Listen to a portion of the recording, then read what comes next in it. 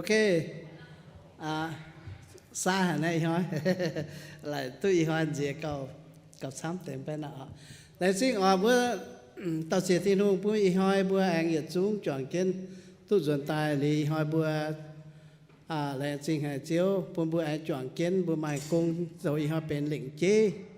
như bữa hai tu lại xin ship chọn kiến bữa như để bài hỏi ở liệu nào bữa hay hay bữa mà nhung trắng liệu lên xin miền một tỏiตัวhát tu chọn kiến ấy xuống như này đom lĩnh chế bữa hay hay bữa khéo nhiên xí tòn bữa lao hái quan này nó ở liệu ý hỏi này nên như bữa hiểu em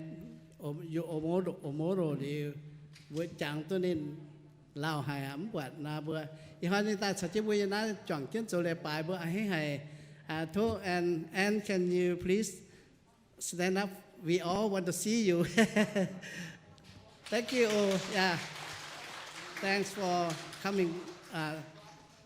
visit us for today and we all worship God together thank you chị mình ở con để thảo bây họ can dùng để ở mà chăm dùng cô nghe thì ở tăng ở càng chị càng nó bà ở con thảo nhận hàng cái trong tiền lệ bữa số mình mua tại ổตัวเบื่อให้มีเจ้าหางเงินจังโหนนะเบื่อหล่นเบื่อปุ่นเบื่อเลยเบื่อแจ้งแต่นะเบื่อมีจัดเยี่ยมลายซ้อนนะเบื่อเยี่ยมซาเตโอเบื่อซิมเตลานเลี้ยวเตจะเป็นลานซิมลานซาเตต่อยไอ้เลยเบื่อจุ๋ยเนี่ยจังโหตัวเบื่อหัวต่อยนะเบื่อจุ๋ยจุ้นเตะตัวเนี่ยตัวเบื่อใจเบื่อหัวต่อยเบื่อจุ๋ยซาเตเลี้ยวเบื่อลานซิมลานเลโกเตโอเลี้ยวเบื่อมีหมูต่อยตัวหิวตาห้องเนาะฮะanh liều từ vườn bữa hay ngồi cho tiền này nhà cho chén rồi nhà ok nhé hắn nói nhà tụi nhé cho chén để vào rồi nhà yếu chia phai rồi béo nhà tụi em bữa mai lại hàng tham nhà ồ đều buổi chung hay tụi chọn cái yếm trên nhà buổi chủ tham có liều vốn nhà na tăng trình tại quảng hang chỉ yêu hát tàu dũng hát tàu dũng gì đó chuyện gì ồ chỉ yêuตั้งนี่ฮันเอาเบอร์คอยจะหัวคอยพูดถึงต่อไปอีกรอบโอ้ต่อจีบสั่งเตียเจียวทินหงเจียวอีบัวแรงจริงเจียวอีบัวให้หายเจียวทินหงจันหอยปุยบัวหายตุแป้งอ่อนปุยบัวหอยตุเจียวเย็นเย็นโยปุยบัวแองหายตุจ่วงเกี้ยนอีดอมเชิงทินหงไทยทินหงเจียวอีบัวแรงจริงเจียวปุยบัวหามายเจียหยงnhư chẳng như vừa dễ chiếu thiêu tỏi như vừa này vừa tụn tệ yên như on lọ hay tụi yên ái bảy vừa lẹn trình chiếu pe vừa biệt xuất hay tụi bẹ on như vừa kinh lẹn trình hay mày chẳng như vừa oi chọn kiến nhiệt dung diệt dình lồng dình hiếu trình chiếu và anh cháu kiến tỏ dung nghe buồn nó vừa xuống bảo dung tài buồn chiếu như vừa tụi giang làng buồn chiếu như vừa tụi sen ổ chẳng tiền chiếu thiên hùng thì chẳng như vừa ở thố thiêu tỏi như vừa nằm chiều buồn như vừa hayตุเชงแม่โอจังตีบุคอยปุ่นเจียวอีจังยีบัวฮันนอคอยน้ำโจยีบัวเตาเก่าเต็งเจียวยิสุนยีบัวอาเมน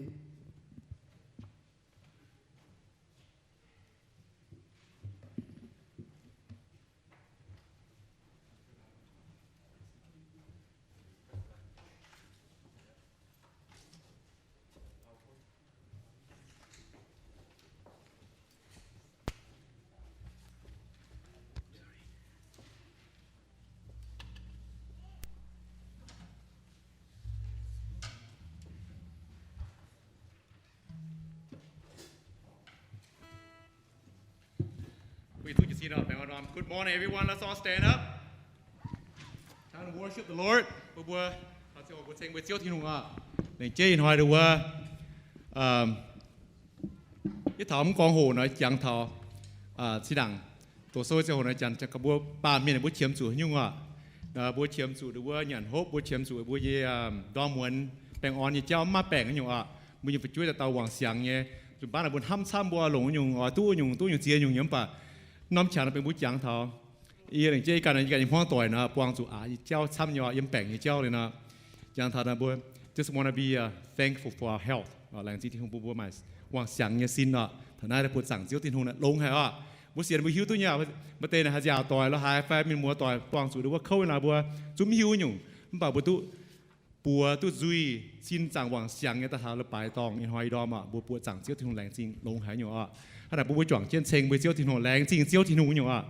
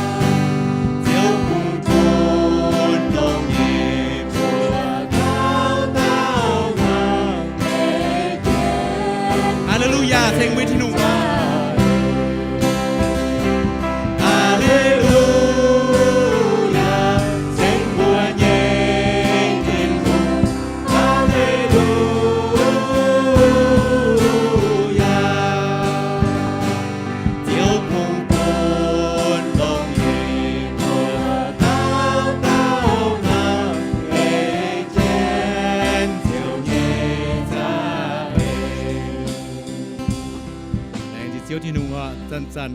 ยุ่งนั่นเอาปุ่นหลงไปบัวหางป่าสุนป้าบุกันมองว่าไฟ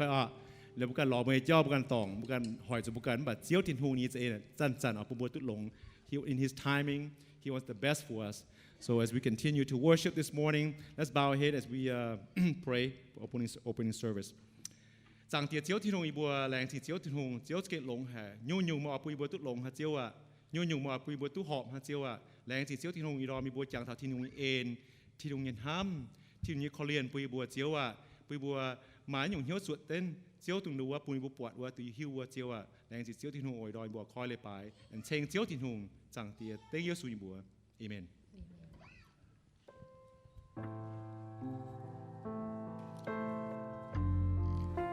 แรงจริง give thanks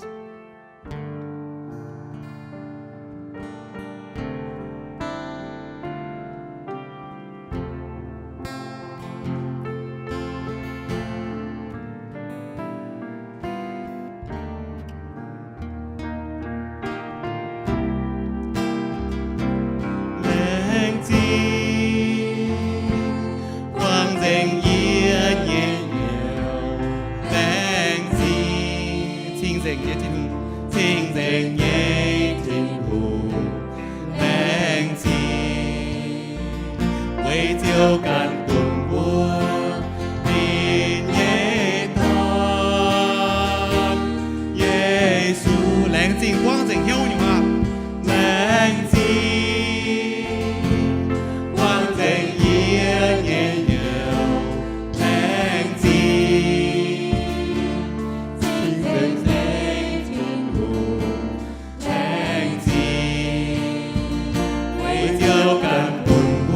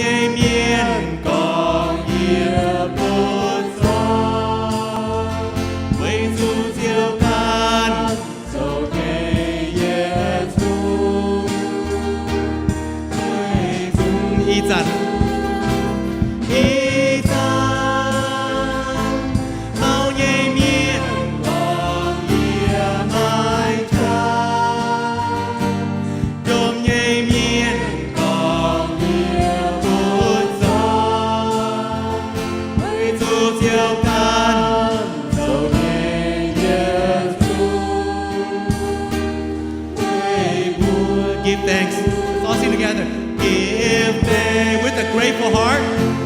With a grateful heart. And give thanks. Give thanks to the Holy One. To the Holy One. Give thanks because He's given Jesus for us. Because He's given Jesus Christ, His Son. Give thanks again. Give thanks with a grateful heart. Give thanks to the Holy One.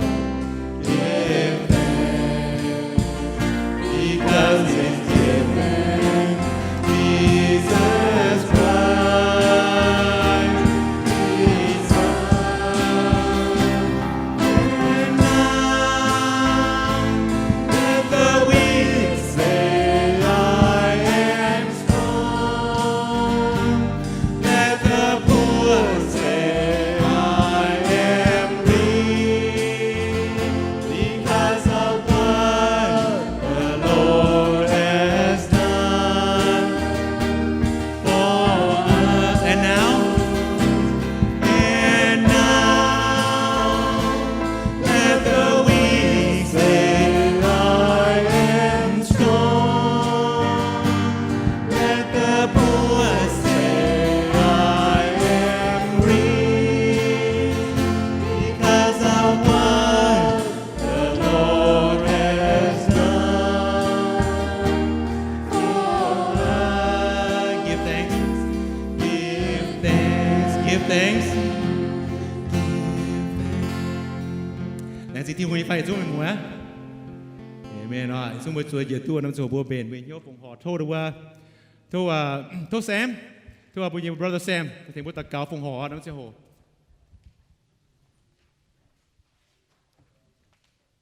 Ok, hãy nói bữa cấp nhau ta cáo phòng họ. Rằng tiết chiếu thiên hùng ý bữa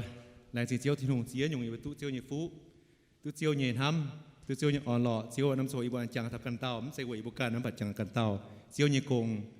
Yên mai lùng đi chiếu yên này buồn tệ. Bật xuất cua chiếu năm số hộp ý bữa. Anh thấy rằng làng nhé. Diệp chúa nhé phòng họ rồi buồn chiếu thiên hùng rồi chiếu như cùng chiếu là chỉ chiếu thiên hùng ta cao. Thank you như bữa. Amen.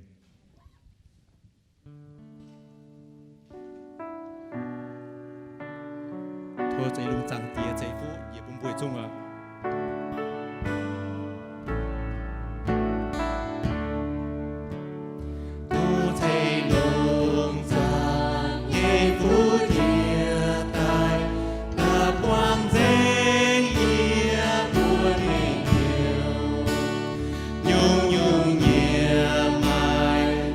Yeah.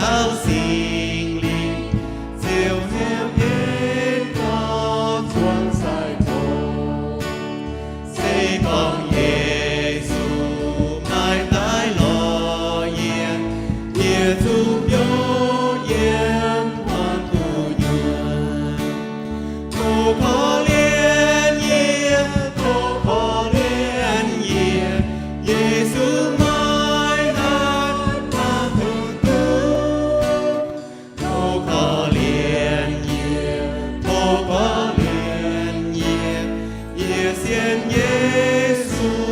hai điều búa xiên Giêsu hai điều búa bùi dung chỉ xin bảo khá lái thì dung lại dung chỉ xin ta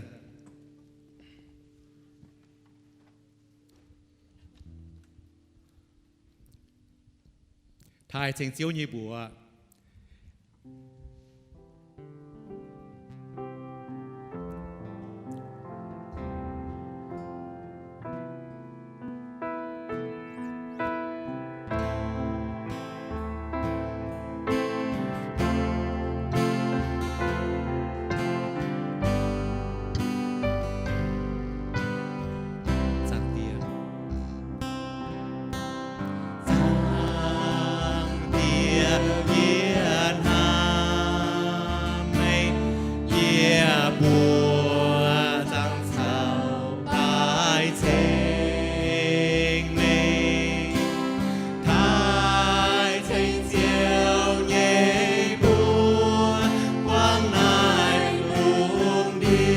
thái thành chiếu như búa năm châu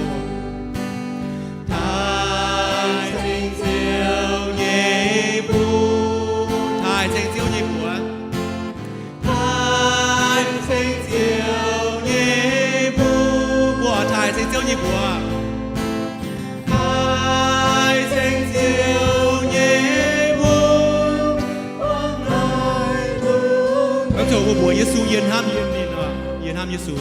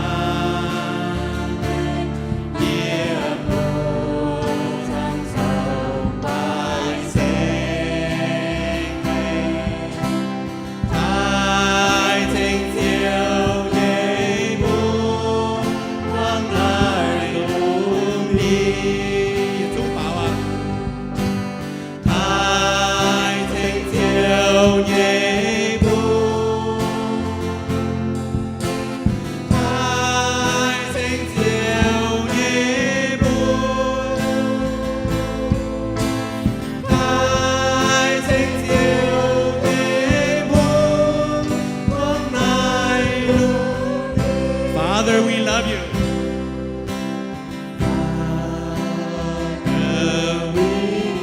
We want to worship you and adore you.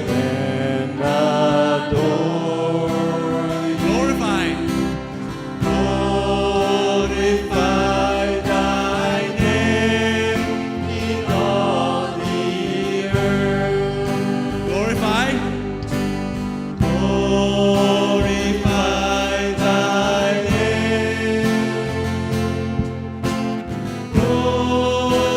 Glorify thy name. Glorify thy name in all the earth. Jesus, we love you. Jesus, we worship. We adore you.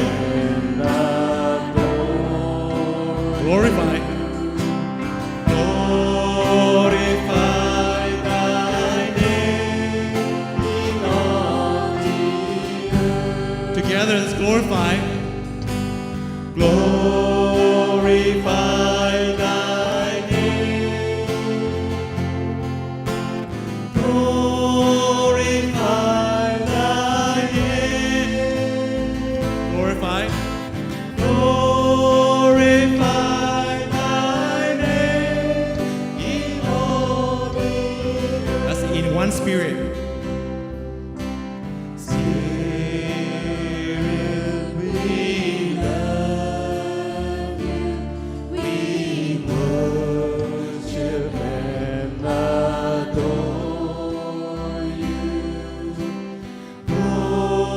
Glorify thy name in all the earth. We want to glorify you, Lord. Glorify thy name. Glorify you, Lord. Glorify thy name. Glorify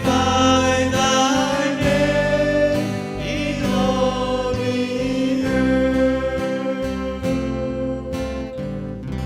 Glorify Jesus' name all over the earth, all over the world. So Yatua, you may be seated at this time.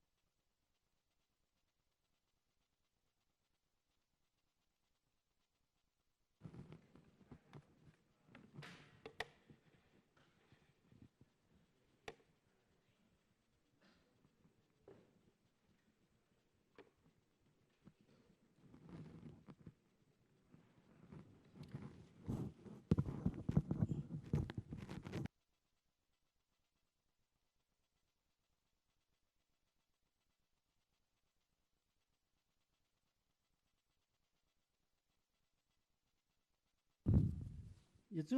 mình mới tỏiไป on phải. Good morning. ด้วย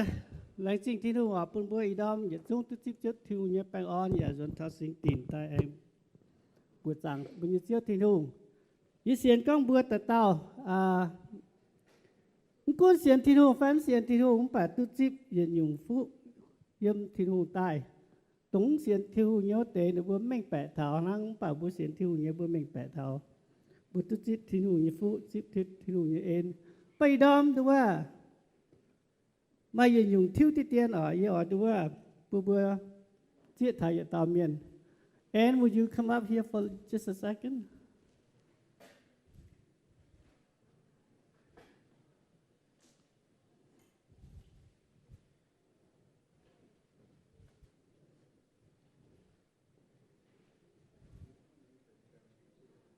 Would you like go ahead to introduce yourself? Wasn't expecting this. Yeah, I'm Ann Uemoto. My husband was Cal Uemoto. He passed 8 years ago now. And so I know kind of the old timers here, not the newbies, but it's Right. good to be here. Just And could I you have a tell love in my heart for young could you people. tell us a little bit how you start this church? How you guys helped to start this church?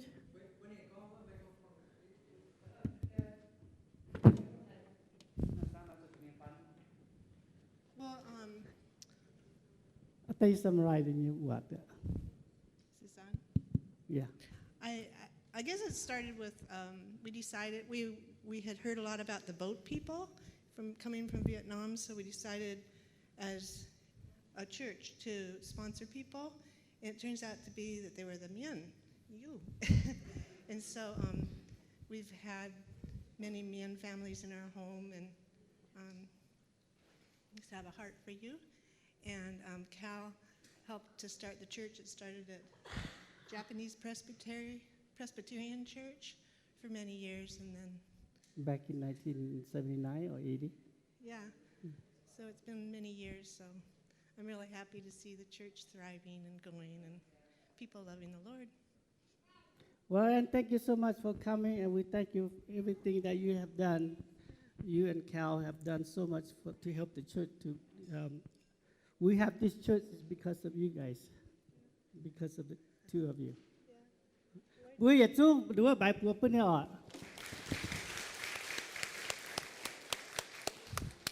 bữa hít tu phàm hiu nom chỉ bang na chỉ còn sen ở im hoang chỉ còn sen ở im hoang thình lò chỉ bang thình lò tòng phun miên rồi là bài là hạiหรือว่าจีตะก้องบัวอพยพเมียนตัดเท้ามาเตเสียนที่หุ่งนั่นบัวจีกรเถงเช่นได้เหล็กยิงเจ๊เนี่ยหยุดนินฮิตุหลงนี่แหละหยุดนินจะเป็นหยุดเต่าตัวชาวเช่นหยุดซอยมันยังนายอ่ะมันปั่นบัวเป็นบัวจีกรเนี่ยอุกวันเมียนจีกรน้ำจีปังอ่ะขณะบัวปูนบัวฮิตุก้องบัวตะเต่าเมียนตุจิบที่หุ่งเนี่ยฟูยำที่หุ่งตายอีทอยเสดว่าตีแต่ก็เป็นเบื่อลงด่างที่เตียนลงด่างที่เตียนเตียนเบื่อเท้าหรือว่าแรงจริงเนี่ยจิบเซหรือว่าแอมมาอยู่น้ำละปลายแรงเตะสิแต่เท้ามันป่าเบื่อหุ่นสุเบื่อตัวด่างที่เตียนหรือจิมีอยู่น้ำละปลายน่ะปุ่นเมียนฟงเนี่ยสาวน่ะไม่มั่งต่อยละหายหรือว่าให้ตุกยืดทงสาวไม่มั่งต่อยไฟหรือว่ามีกันน้ำมุ้งไฟมีอยากกันน้ำตองไฟน่ะหรือว่าให้ตุกช้างขนาดมิงหรือนะเวน่าบัวสิตาดัวลงจ้างโหบัวสุด่างที่เตียนสุด่างที่เตียนลีนาดัวอินห้อยใส่ก้องเท้าดัวแรงจริงเนี่ยเจ้าเนี่ยน้ำหัวเต่าใส่ก้องเท้าแรงจริงเนี่ยเจ้าดัวด่างบัวจีก้อนนะบัวตะเกาวิเชียนทำเนี่ยจ่างเตี๋ยเจ้าที่นึกว่าแรงจริงเจียววิเชียนไม่ทายไม่เป็นดัวหมันเจียวเนี่ยเจียวหมันหูเนี่ยหูตรงอีบัวหอบสุดเชียงหอบสุดท้ายเนี่ยเจียวไม่เป็นตรงเยียวบัวต้าเยียวเจียวไม่อยากเป็นมีคู่ต่อยเป็นคู่พงเยียวบัวแรงจริงเจียวที่นุ่งยิ่งยุ่งตัวไม่ใช่บัวเนี่ยบัวแรงจริงเจียวที่นุ่งใจบัวคอยน้ำจะโหยโทษเจียวที่นุ่งลงเยี่ยเป็นมาเย็นเยี่ยเสเป็นหรือว่าเนียนั่งไม่ยุ่งทรงเมงปัดเจียวเนี่ยทรงเมงจุ้งเยี่ยมเจียวตายปุ่นยี่ก้องยังว่าสิเยี่ยมเจียวที่นุ่งตายเยี่ยมเจียวที่นุ่งยี่สิ่งนี้ต่อยก้องโอบไปก้องตายหอบเมื่อแรงจริงเจ้าที่นุ่งวันนั้นจีน้ำเจ้าปุ่นเจ้าตาเก่าที่เจ้าสุญญบัวเอเมนห้ามตายบัวดูว่าอันยันหางเสียบไฟบัวง่ายเตะเนื้อเสียเตะบัวยันจะซ้ำเตะไฟอีกห้อยเนี่ยดูว่าจุนโปดูว่าจุนตัวว่าซ้ำละนั่งเนี่ยชาที่นั่งเงี้ยป่ามาหยีเสียดูว่านำสไลด์ห้างเห็นเก่าว่านาเจ็บเฟยจำนอมนั้นสุดนะยี่สิบเอ็ดน้ำตาด้วยว่าบัวจำนั่งเตะออกหรือเราบัวถ้าจะก็เราดูสก้องบัวมาอย่าเต้าถ้าเต้าเมียนบัวหอบสุแรงจริงเนาะยมบัวปลาเมียนอีสานบัวน่ายบัวปวดนะบัวหอบสก้องบัวตั้งบัวเชือดดาวกระเหยี่ยมบัวปวดแอนบัวนั่นบัวสานิก้องหว่ากีทงสานิก้องแรงจริงบัวนี่โอ้บัวส่วนในบัวจะเป็นเทงบัวจีก้อนเนี่ยนำจีปังออกส่วนลีนายบัวดูว่าก้องถาดูว่าแรงจริงเนี่ยเจ้าแรงจริงเนี่ยเจ้าเสดูว่าบัวเมียนหวานนั้นสิมาทำเจียวย้ำไปเยอะดูว่าเราเปิดนะเสมาเปียเจียวแต่เยอะเสบุก้องแรงจริงนะจะเป็นปฐงดอมเหมือนบุก้องเนี่ยว่าดอมเหมือนบุโลงเนี่ยว่าจันว่าเสด็จดิเจียวฮะจะไม่กล้าว่าสิก้อง thank you บัวเมียนนะบัวมาทำเยี่ยมหวานเนี่ย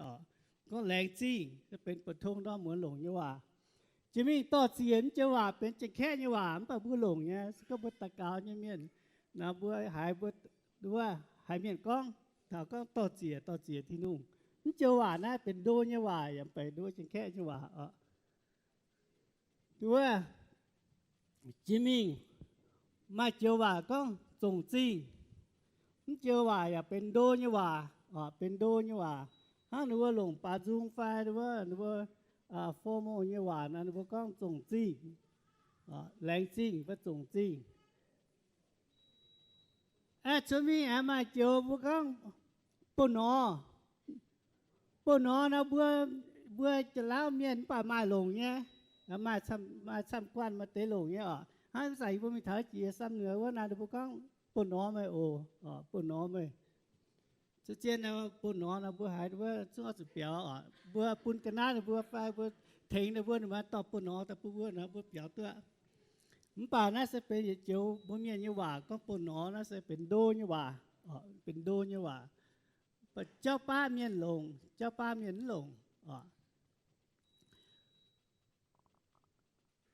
พ่อเม่งถามดูว่าแหลงจริงจะว่าจะเป็นต้นเลยเนี่ยเป็นต้นเลยเนี่ยเจ้าเป็นเจี๊ยตุ้ยเนี่ยเจ้า chia tu lệ nhà cháu hàng con bùa bún cái ná miền phai miền bún cái ná bùa là khu được bùa mai maiแรงจีเมียนนะเมียนให้หมางก็นั่นตาเมียนน่ะเป็นต่อเลยเนี่ยเมียนความฮิตตุเลยเนี่ยเมี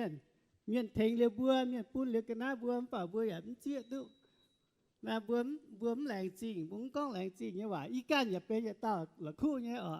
เจี๊ยจนเมียนปุ้นกันนะบัวเมียนจุยกันนะปุ้นบัวไฟเมียนเทงเรือบัวป่าบัวละคู่มันจังแรงจริงเมียนมาจนป้าบัวให้ละคู่เนี่ยมันป่าสก้องดูว่าบัวให้จางตัวนะจุนบัวจุดบัวก้องแรงจริงเนี่ยว่าปุ้นบัวที่มีนะเป็นตัวเจี๊ยตัวเองจริงแรงจริงเจี๊ยตัวเมียนปุ้นเหลียวบัวว่าบัวอันเฮว่าบัวหายอันเฮเหี้ยวบัวไม้ตัวตัวฟู่ยำเมียนตายตัวเมียนเถงเหลียวบัวอันเฮแต่บัวแรงจริงตะกางนั่นจะเป็นวิจวนตับเจียเนี่ยเองจริงบัววิจวนปุ่นเมียนตั้งบัวกะหาบัวกองที่เตียนฐานะวิเนี่ยว่าเองจริงเนี่ยเจ้าว่าเจียบัวจุนป้าบัวโทคุงโทหั่งบัวดูว่าปูนไฟบัวแรงจริงไฟมือบัวจางตั้งยังไฟมือบัวสามมือบัวกันยังไฟอีกันยี่สามอีกันอีเลยยี่ใส่ยี่ทิ้วยี่อ่อยทิ้วยี่ตะกาวยี่ว่ากองโทมเจียวว่าน่ะยี่อ่อยโทมตุ้งหลงปูนเย็นเจียวว่าหลงยี่ตะกาวเจ้าก็จิวปูนไฟดูว่าแรงจริงไฟนั่งนอกันลงเจียวว่ามันใจน่ะบัวใจโทมันป่าบัวปูนยังไฟบัวจางเจ้าบัวโทเจียนอยู่บัวตะกาวน่ะบัวโทเจียนอยู่ยี่จ้ามาเจียนอยู่บัวตะกาวผมโทที่รู้ดอมเหมือนฮัจ่าโทปังบัวชุดที่เท้าบัวเนี่ยเปื่อนปูนน่ะบุ้งอ่อยปูนจังเนี่ยสก็มาตามเมียนห้อยเหมือนฮัจ่าอย่าปวดเมื่อฮัจ่าโทจิกันได้ปะก็ไม่โทจังเนี่ยเยี่ยมล่ะเมื่อฮันนอนทำถามตามเมียนอันน้อยอย่างเงี้ยนี่คงโทห้ามปนิจุ้มแรงจริงบัวปูนเรียนนี่หยำแรงจริงบัวทั้งนั้นแหละบัวป่าบัวฮัจจานปวดนี่ฮัจจานหายนี่ว่าหายนี่เปลี่ยนแล้วกูก็โทเลยฮะบัวตะกาวฮัจจานก็โททิ้งหูเทียนได้โททิ้งหูเทียนอยู่ยี่มาแปลงโททิ้งหูเทียนยี่จมน้ำกงโททิ้งหูเทียนขันยุ่งไปอย่าโททิ้งหูมันป่าจะถามบัวเจ้ากงเมียนเห็นบัวเจ้ากงไว้ทิ้งหูนะบัวหล่อเจ้าแต่เพียนก็โอ้ยยิ้มตะขูยิ้มให้เจ้ายิ้มตะขูบัวเพียนทิ้งหูบัวหล่อเจ้าเพียนหล่อ excuses ขนาดแรงจริงเนี่ยเจ้าเสดูว่ายำจีกรบัวหมากที่เตียนแต่กลางมีหมากที่เตียน history จีกรทั้งเนาะ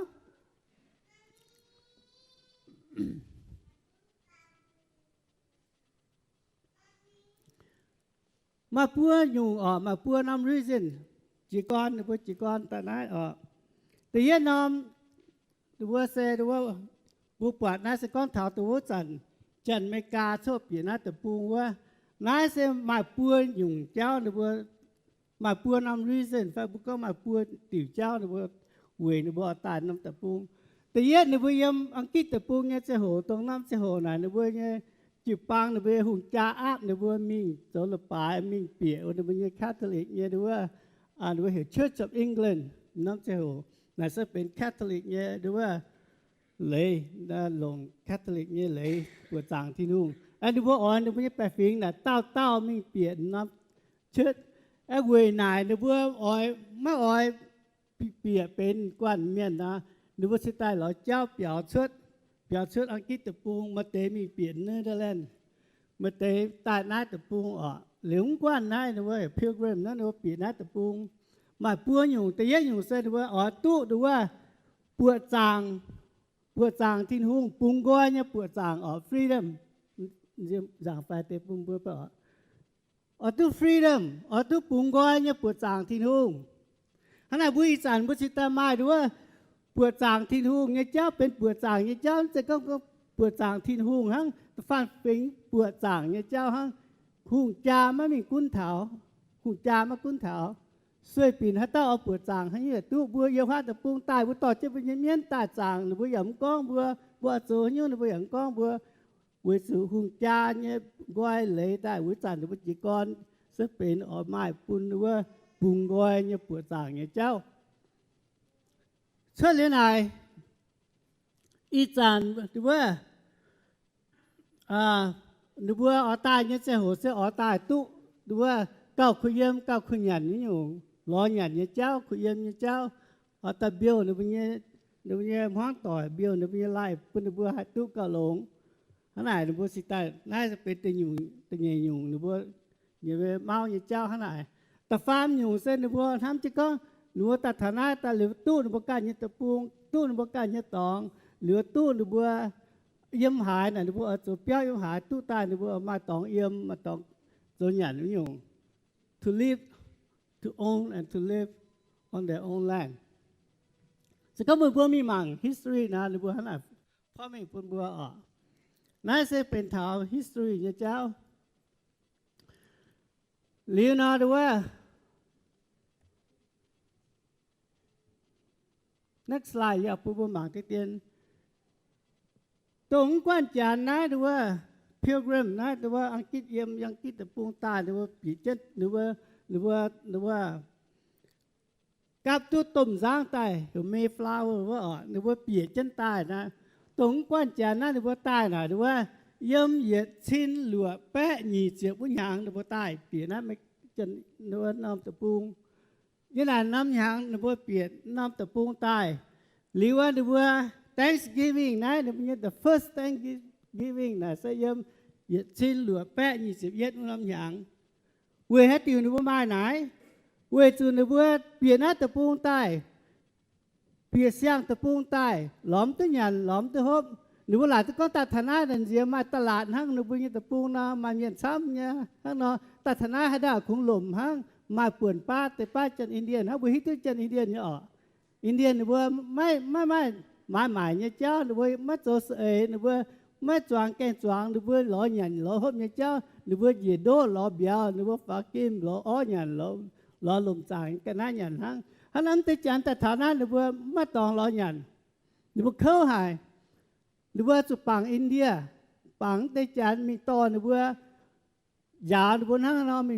หรือว่าลมจางโตหรือว่าอ้อมีหรือว่าลมจางปืนอ้อละหายตะตายหรือว่าปืนหรือว่าหายเยี่ยมตะจีนหอยปืนว่าหายตูตะจีนหอยขนาดเท้าตรงนอมหรือว่าอย่างนั้นน้ำหยาง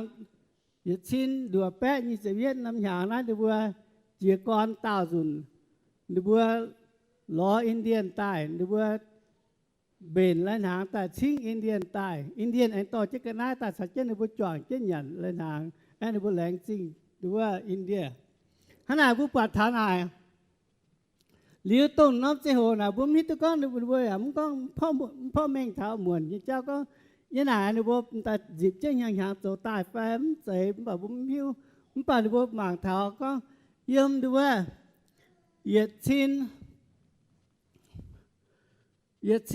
ดูว่าเช็ดแปะเป็ดจิบชั่ววิญญาณว่าอ๋อเหยียดชินเช็ดแปะ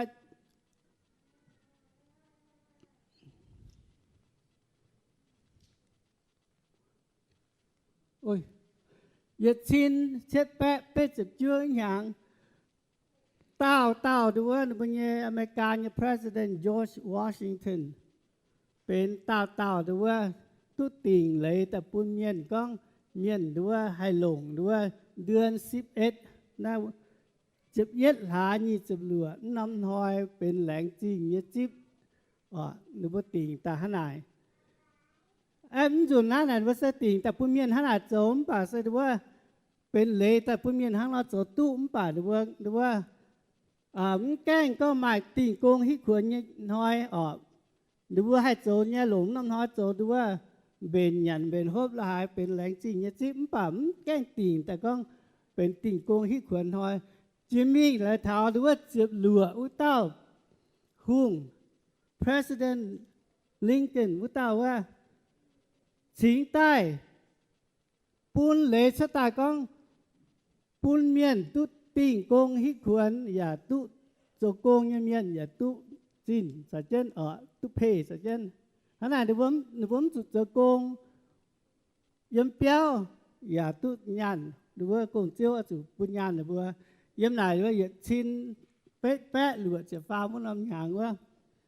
President Lincoln declared to be Thanksgiving a federal holiday สิ่งตายยังไงตายสิตายเมียนสิตายตู้หรือว่าตีกงสุดโจกงอย่าตู้ยานเนี่ยนั่นสิก็แต่ใน history หรือว่าประธานว่าน่าจะพูดแต่พูดมาถ้าจอร์จวอชิงตันตัวบุกโตปานจะมึงหิวปลุนเยปานมุดซุ้งหิวนี่หรอมุดตัวจิโซยิ่งยันมึงหิวนี่นี่เซเป็นว่าอย่าเต้าตัวเต้า president ยังไงไม่กลัวยังนี่บ่เหลียบนี่แต่เป็นกินนี่แต่เป็น president หรือนาดูว่าผู้ป่านินโจเนี่ยเสตัวจ้างว่าอย่านำโกงนี่โจลิวนี่เนี่ยแม่งจะให้เรานี่จะเป็นเต้าดูว่าpresident เป็นเต้าไม่กลัวเนี่ยหุง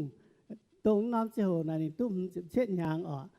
ลิวแล้วนี่ดูว่านี่เชื่อเสียยันหอยหยีฐานหยีจิบเหย่ชิ้นเช็ดแปะฟาจิบเหย่ลิวน่าเป็นอย่าเต้าตัวว่าหุงตัวนินไม่ตู้มิงโตโซยม University ฟ้ายม College นินตู้โตเต Primary School ยมตัวว่าห้างบุกองตัวว่าJunior High ฟ้า High School เนี่ยโซห้างเหลือตู้มิงโตหลงเนี่ยโซตรงน้ำโชดตัวอย่างแก้ไม้ตัวว่าUniversity ไปหลอกเบื่อมิวหรือวงกองเถามันปานนี้เป็นอย่าเต้าว่าในการยาวในการมีหล่อโซแต่ยาวในการโหหิวตายเหลือนินกวายเนี่ยเมียนปอนินกวายมาชงเม่งเนี่ยเหลือเมียนกินนี่แต่เป็น president ขนาดว่านินเป็นดูว่า president ย้ำว่าเฟลหาฟาเจียบชิ้นเช็ดแปะเป๊ะเจ็บเจื้อน้ำหยางนั่นนินดูว่ากินนี่แต่เป็นดู president ขนาดผู้ปวดท้า first Thanksgiving เสตัวจำก้องว่าอย่าชิ้นเหลือแปะ20 เวียดน้ำหยางว่านายเสปุ่นแต่ฝังบ่หมั่งหั่งบุยตะก้องดูว่าตรงแต่อินเดียนนายสาวเจนจันดูว่าจันไม่กานะหรือบุจอนเจนเบญยันฮบแต่ว่าไม่แหลงจริงนี่แหลงจริงไม่เวอันให้ต่อยนายอยากก้องถามดูว่า President Lincoln ตัวนี้ดูว่าโจยกูเปานี่เสร็จไปอย่าตาตัวว่าติ่งปูนบัวหัดตึกติ่งโกหิขวัญเนี่ยเจ้าน่าเสปุ่นแต่ปูตัวหมางหังเสียบเนี่ยหรือกี่โซนเนี่ยเจ้าอีหาบุกก้องถากี่โซนเนี่ยเจ้าสิก้องดูว่าก้องแรงจริงก้องถาแรงจริงเนี่ยเจ้ากี่โซมาช้ำแย้มไปยี่ต่อเตะอีจียมกี่โซแต่ปูบัวหมางเถาแต่เย็ดบัวหมางเถาจำเลยละย่อมจำเลยละตะเจียบหรือว่าตะเหลือจ้างตะเจียบเยี่ยมมีท่าจะมีเยี่ยม Deuteronomy chapter 6 verse 10 to 12 if you have a book or you can read along if you can see well from down there so บัวโตนะนี่ก็เจ้าไม่บัวเนี่ยทินหงอ้อยต่อไม่บัวเปียนินเช้าไม่บัวเนี่ยองค์ถ่ายอับราฮัมอิสระชาวยากอบเขาปุ่นไม่บัววัวนอมเตปุงยมวัวมาจริงโยมาจริงโยโลโยหลงอย่าไม่เจไม่บัวกันใส่ใต้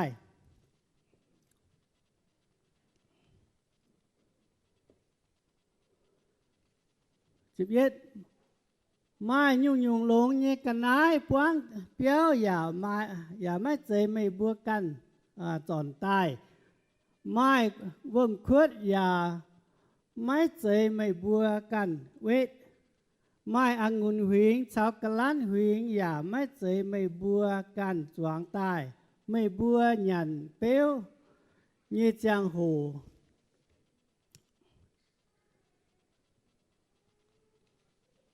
อ้อยจุไฟฟิล์มเจียไม่บัวให้หลักคุเจียวตรงต่อไม่บัวชุดอียิปต์ติปูงโจโนเยต่อตองบัวเต้าโอเคยันเดอร์ไลน์เช่นบัวเมียนว่าบัวฟานแต่ก้องเจียบัวให้หลักคุเจียบัวให้หลักคุป้าบัวหมางกระเดียจานเนี่ยกิโซเนี่ยว่าจานเนี่ยว่าเดี๋ยวก้อง do not forget the Lord do not ไม่ใช่เป็นไม้หัดมาเนี่ยว่า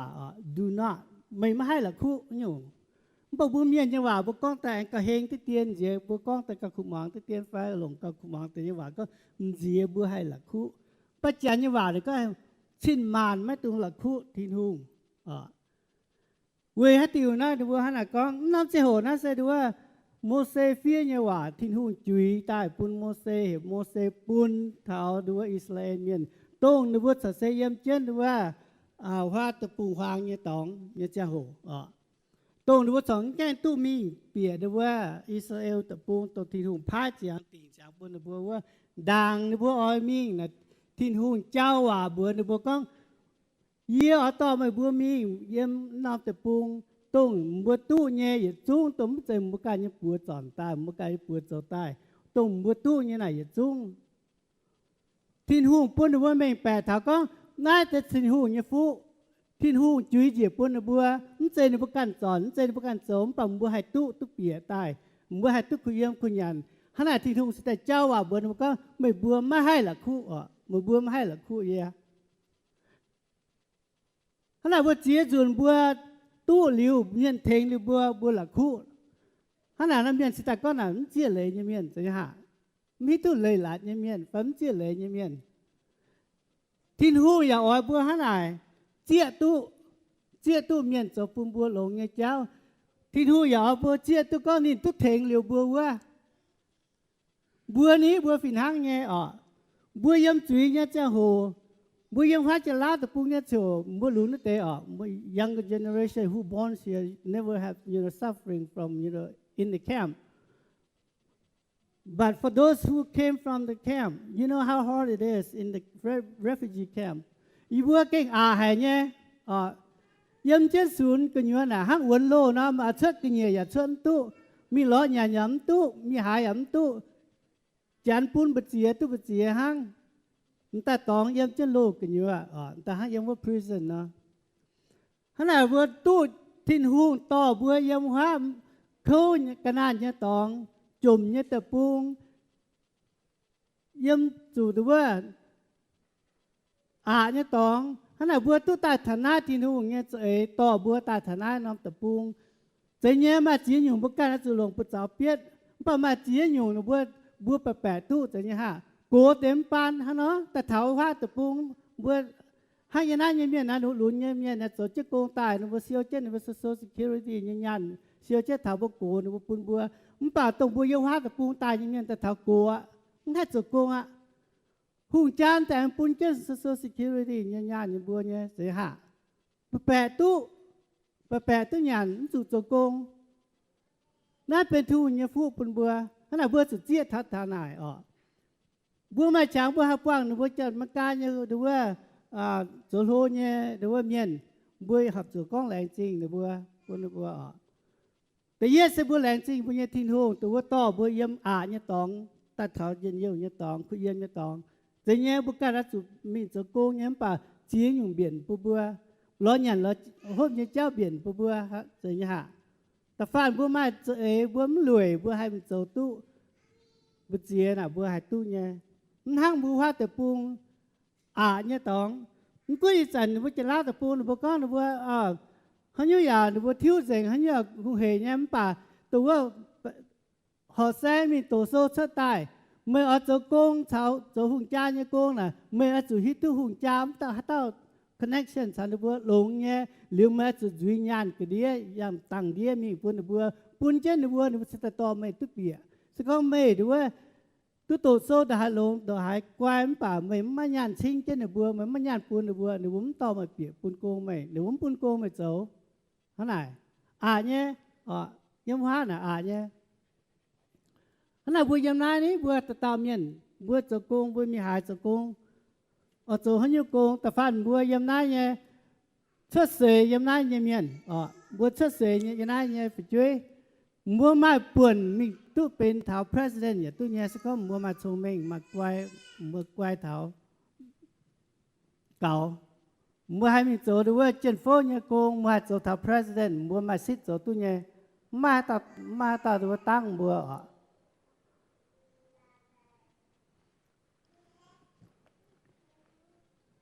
นายบุหรี่จริงที่หุ่นไฟ แต่เต่าหลังจริงที่หูไฟอีการในฮิตตะกองบัวเก่งดวงให้แรงจริงที่หูมันเก่าอยู่มาจีอยู่ดูบัวหับแรงจริงที่หูที่หูยฟุที่หูเอ็นเก่งซ้ำให้บุญบัว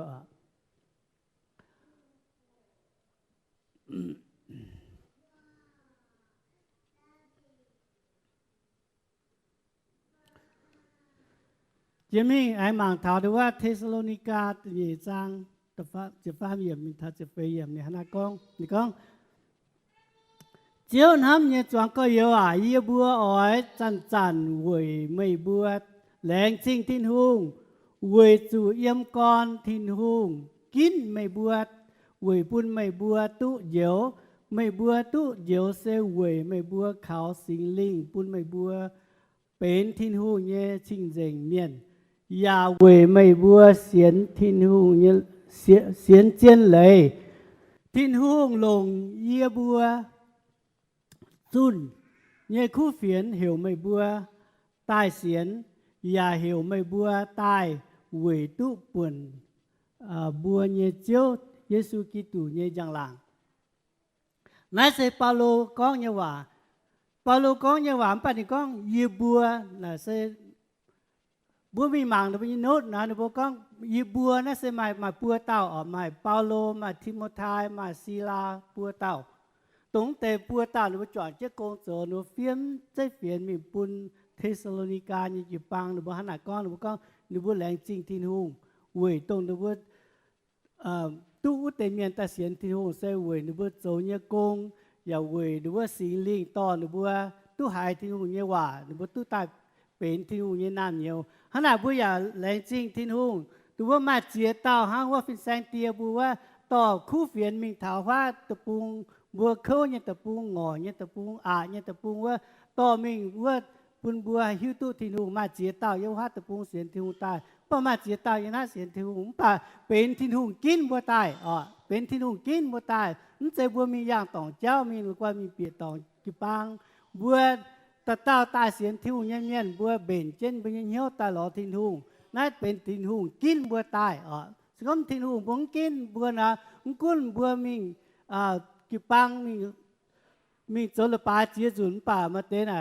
เจียหาเหนียแฟเจียหางป่ามาเตนหรือว่าจะเสมาเสียนทิวอย่างมาเนี่ยหรือว่ามิ่งยาวมิ่งกีทงสะต่อยห้างหรือว่ามันจะเสียนทิวป่าตัวตุทินหูชาวทินหูจวงสาวยิสุจวงแมงจังตุชาวทินหูเนี่ยจวงทินหูเนี่ยยังหลังว่าเตเป็นทินหูกินตายบัวนั่นเป็นทินหูกินตายเมียน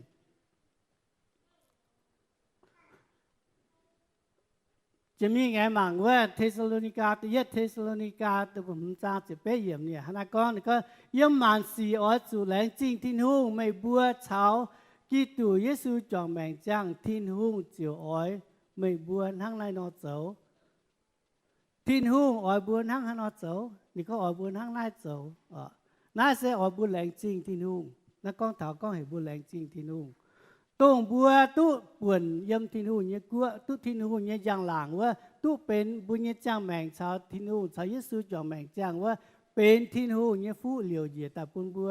ทินหูเนี่ยยังหลังแองเหยียดแต่ปุ่นบัวยำเหยียดเตาเมียนแองเถาบุปผาเถาเตาเมียนเนี่ยยังหลังบัวจะแต่ตุยำเตาเมียนตายไปดูว่าบุปผาทินหูเนี่ยยังหลังขณะบัวตู้เนี่ยเซยำทินหูตายไอ้บัวโจนี่ก็ให้บัวไม่บัวจุดข้างในนอโจทางนั้นนะน้องโจน่าเสร็จก้องเถาก็เห็นบัวเอาจุดมานอยู่มานสีย่อมมานสีแรงจริงที่นุ่งมานสีเสร็จทุกคนหลงเนี่ยเจ้าแฟหวายเนี่ยเจ้าบัวอย่าแรงจริงที่นุ่งไม่หวายเนี่ยเจ้ามาเจียจุนพวกปะหวายเนี่ยเจ้านินให้ชั่วตายเป็นหรือว่า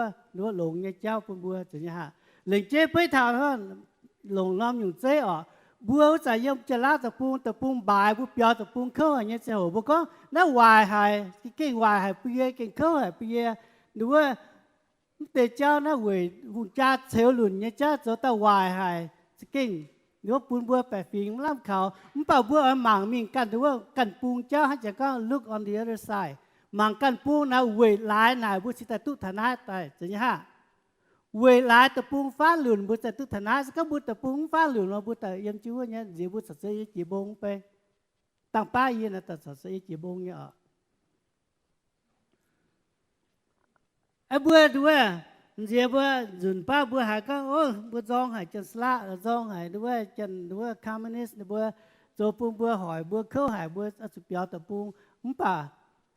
จะเจียนบัวหับแสลงจริงบัวเจ้ามึงเจ้าบัวจุนบัวเราผมชนะเจ้หนูผมจุนบัวเราบัวตำชนะบัวแต่สารบัวยุห้าฮะเว้ยหนูบัวจุนบัวเหวบัวเปียวบัวสิตาเปียวชนะตายสิตาตุกคุยมคุยยันเจ้าน่าจะเป็นที่หูเยฟูที่หูเยเอ็นปูบัวเถาทุกทนายตาย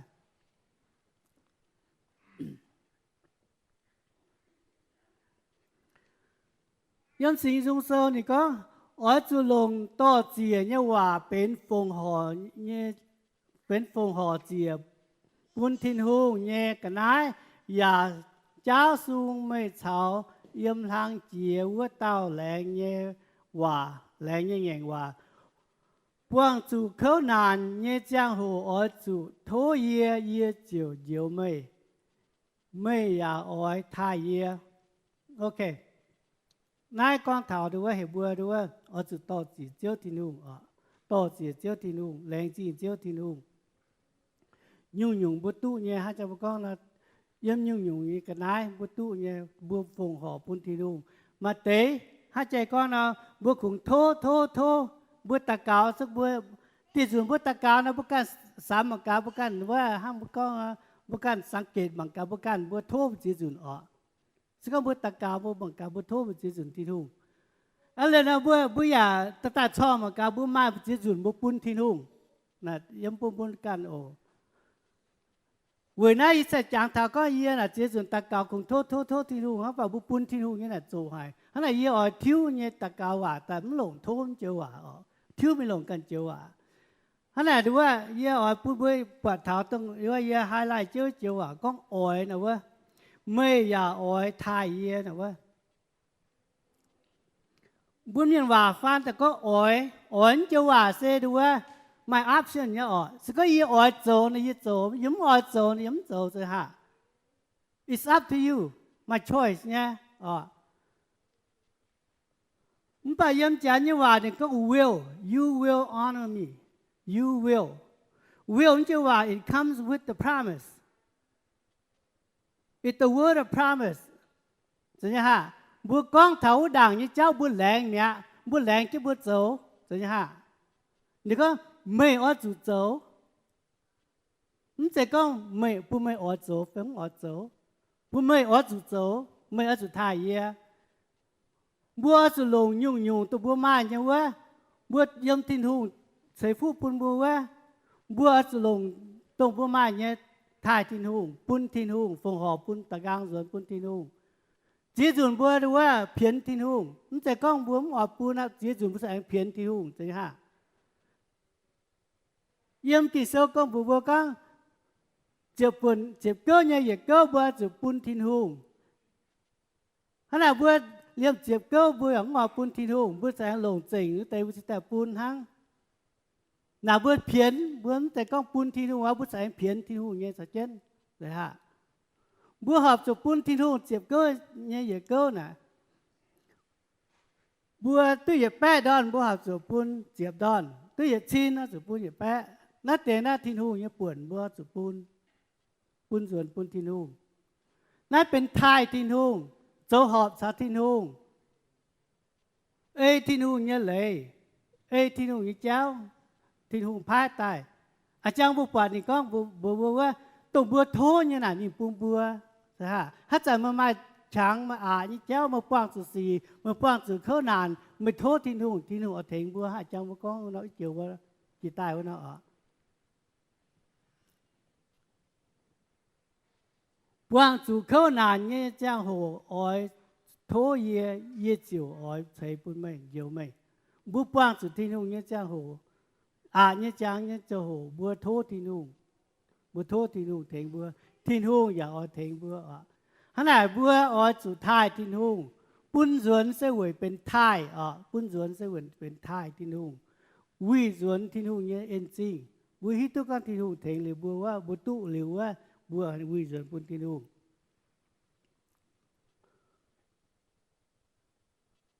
จิมิ่งสิงจุงเซายี่จะฟาร์มหรือว่ามันจะจ้างยี่จะฟาร์มเยี่ยมนี่นะก็หายเต้าต่อเจียเวโจฟงหอเจียเนี่ยกันนายปุญเยวัวเต้าไทยเยหายเต้าต่อเจียเวโจฟงหอเนี่ยเจียเนี่ยกันนายปุญเยวัวเต้าไทยเยบัวปุนสวนปุนทินหุงบัวฟงหอสวนปุนทินหุงนายเป็นทายกินเนี่ยเจ้าเจี๊ยตุทินหุงเทงเรือบัวเจี๊ยตุทินหุงเนี่ยเอ็นจริงหายเต้าเหลียบติ่งเหี้ยวย่างหอบเนี่ยเจ้าอ๋อยปุนนินตุทินหุงเนี่ยเยวเอ็นตัวบัวกันทินหุงเนี่ยเลยเว้ทินหุงยาวเนี่ยว่าเว้ทินหุงเห็นบัวทั้งหายโจบัวทั้งวัวโจเนี่ยเมียนว่าทินหุงอ๋อปุงบัวตุทินหุงเนี่ยเอ็นตุทินหุงเนี่ยฟุตุทินหุงเนี่ยเยวเอ็นสัจเจนบัวโจหอบสก้องบัวตองจุยเมียนจ้อเจนบัวเนาะเท้าเจ้าบัวมีป้างสารเนี่ยเจ้าหูป้างนบัญญัติเนี่ยเจ้าหูลงเจียนเลยนบัวมังเลยสก้องบัวมตองบัวอย่าดูว่าตู้เหี่ยวบัวอย่าตู้เชือดข้างในที่นู่นอย่าฟินห้างไงตรงก็บัวโจเนี่ยเจ้าบัวที่นู่นเนี่ยเลยโจบัวอย่ามตองที่นู่นบัวโจหอบบัวโจตองที่นู่นบัวโจหอบที่นู่นเนี่ยเลยแต่บัวตุที่นู่นเนี่ยเหี่ยวเองที่นู่นเอาเหี่ยวบัวเชือดบัวเอาตุที่นู่นเนี่ยบัวเหี่ยวเองยังได้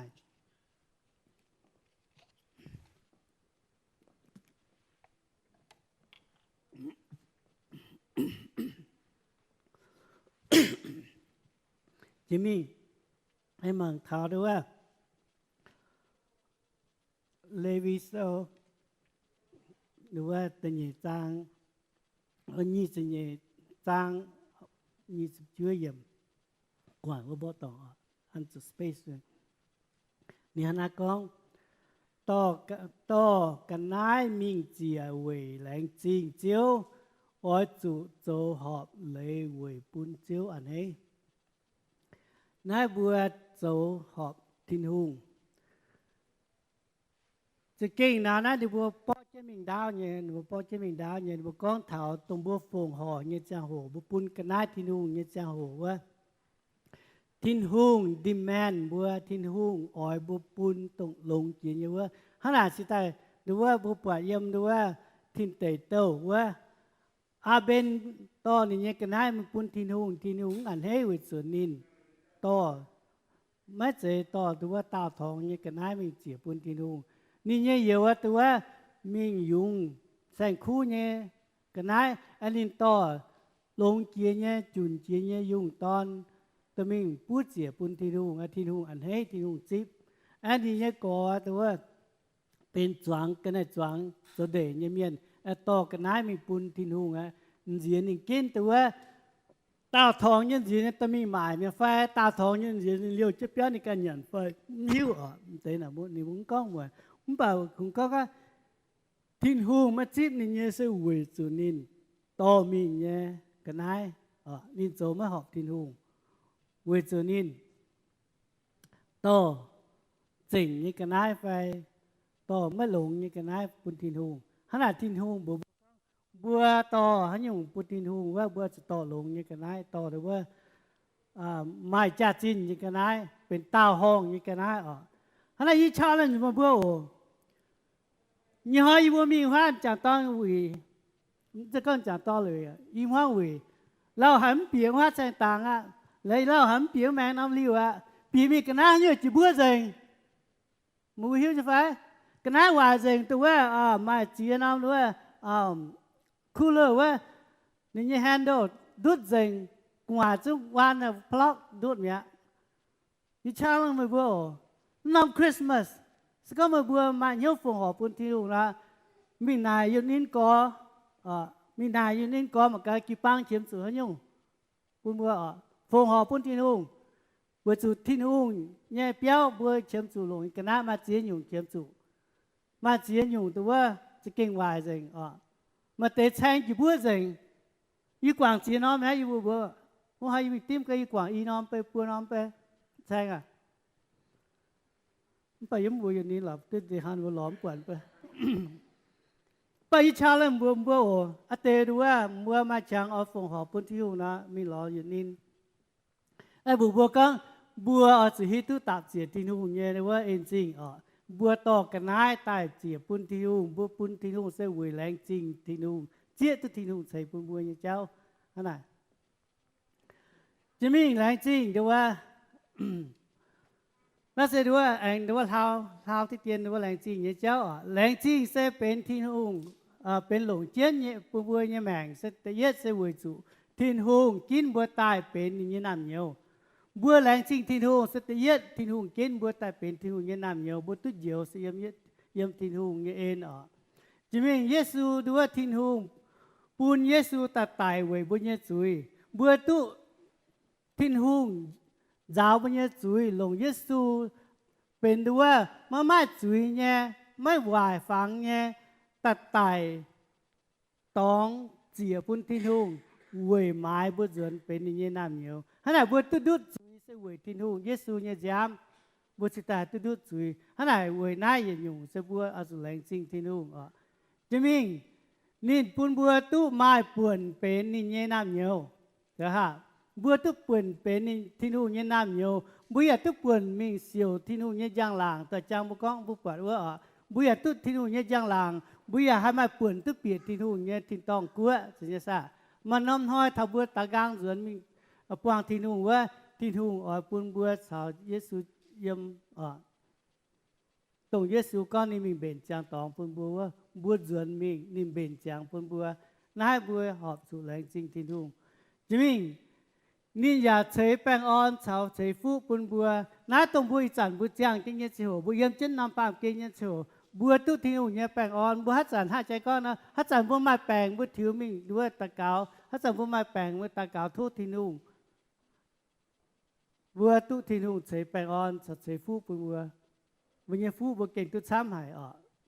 เด็กเจ๊ยยิการยี่หายตุ้ที่นุ่งยี่ฟูซ้ำหายให้ก้อนนะต้มเมียนจมต้มเมียนกระนานเมียนดูตามมาห้างสมเชิญโยมมาเยี่ยมปันเสย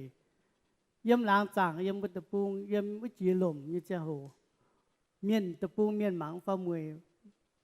เมียนหรือว่าหมังไฟหมังไอ้บัวจูบัวมัดตะเมียนบัวไม้หรือว่ามาเต้าตะบัวให้ขาวตัวอ้วนอย่างว่ามาดุดตามาสิตอนเป็นหรือว่าเอากว้ายี่เมียนเยี่ยมบุตรปุงเอากว้ายี่เมียนเมียนหมังฟ้ามวยป่าที่เวลาที่นุ่งตู้ทำน้ำตะปูตายมันจะก็ให้ก็มันจะก็สาว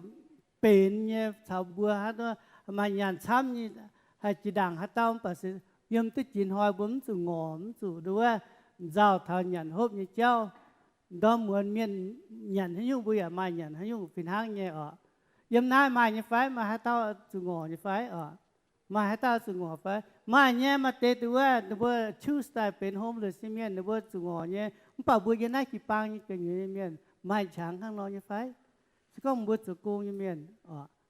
บัวมากงโจมานำตองเยี่ยมมันหางเนี่ยดอมเหมือนเมียนอย่างนี้บัวมันอย่างเนี่ยกุ้นบัวมันยันเมียนหมังหิวให้ตาฟินหางเนี่ยแต่มันอย่างเนี่ย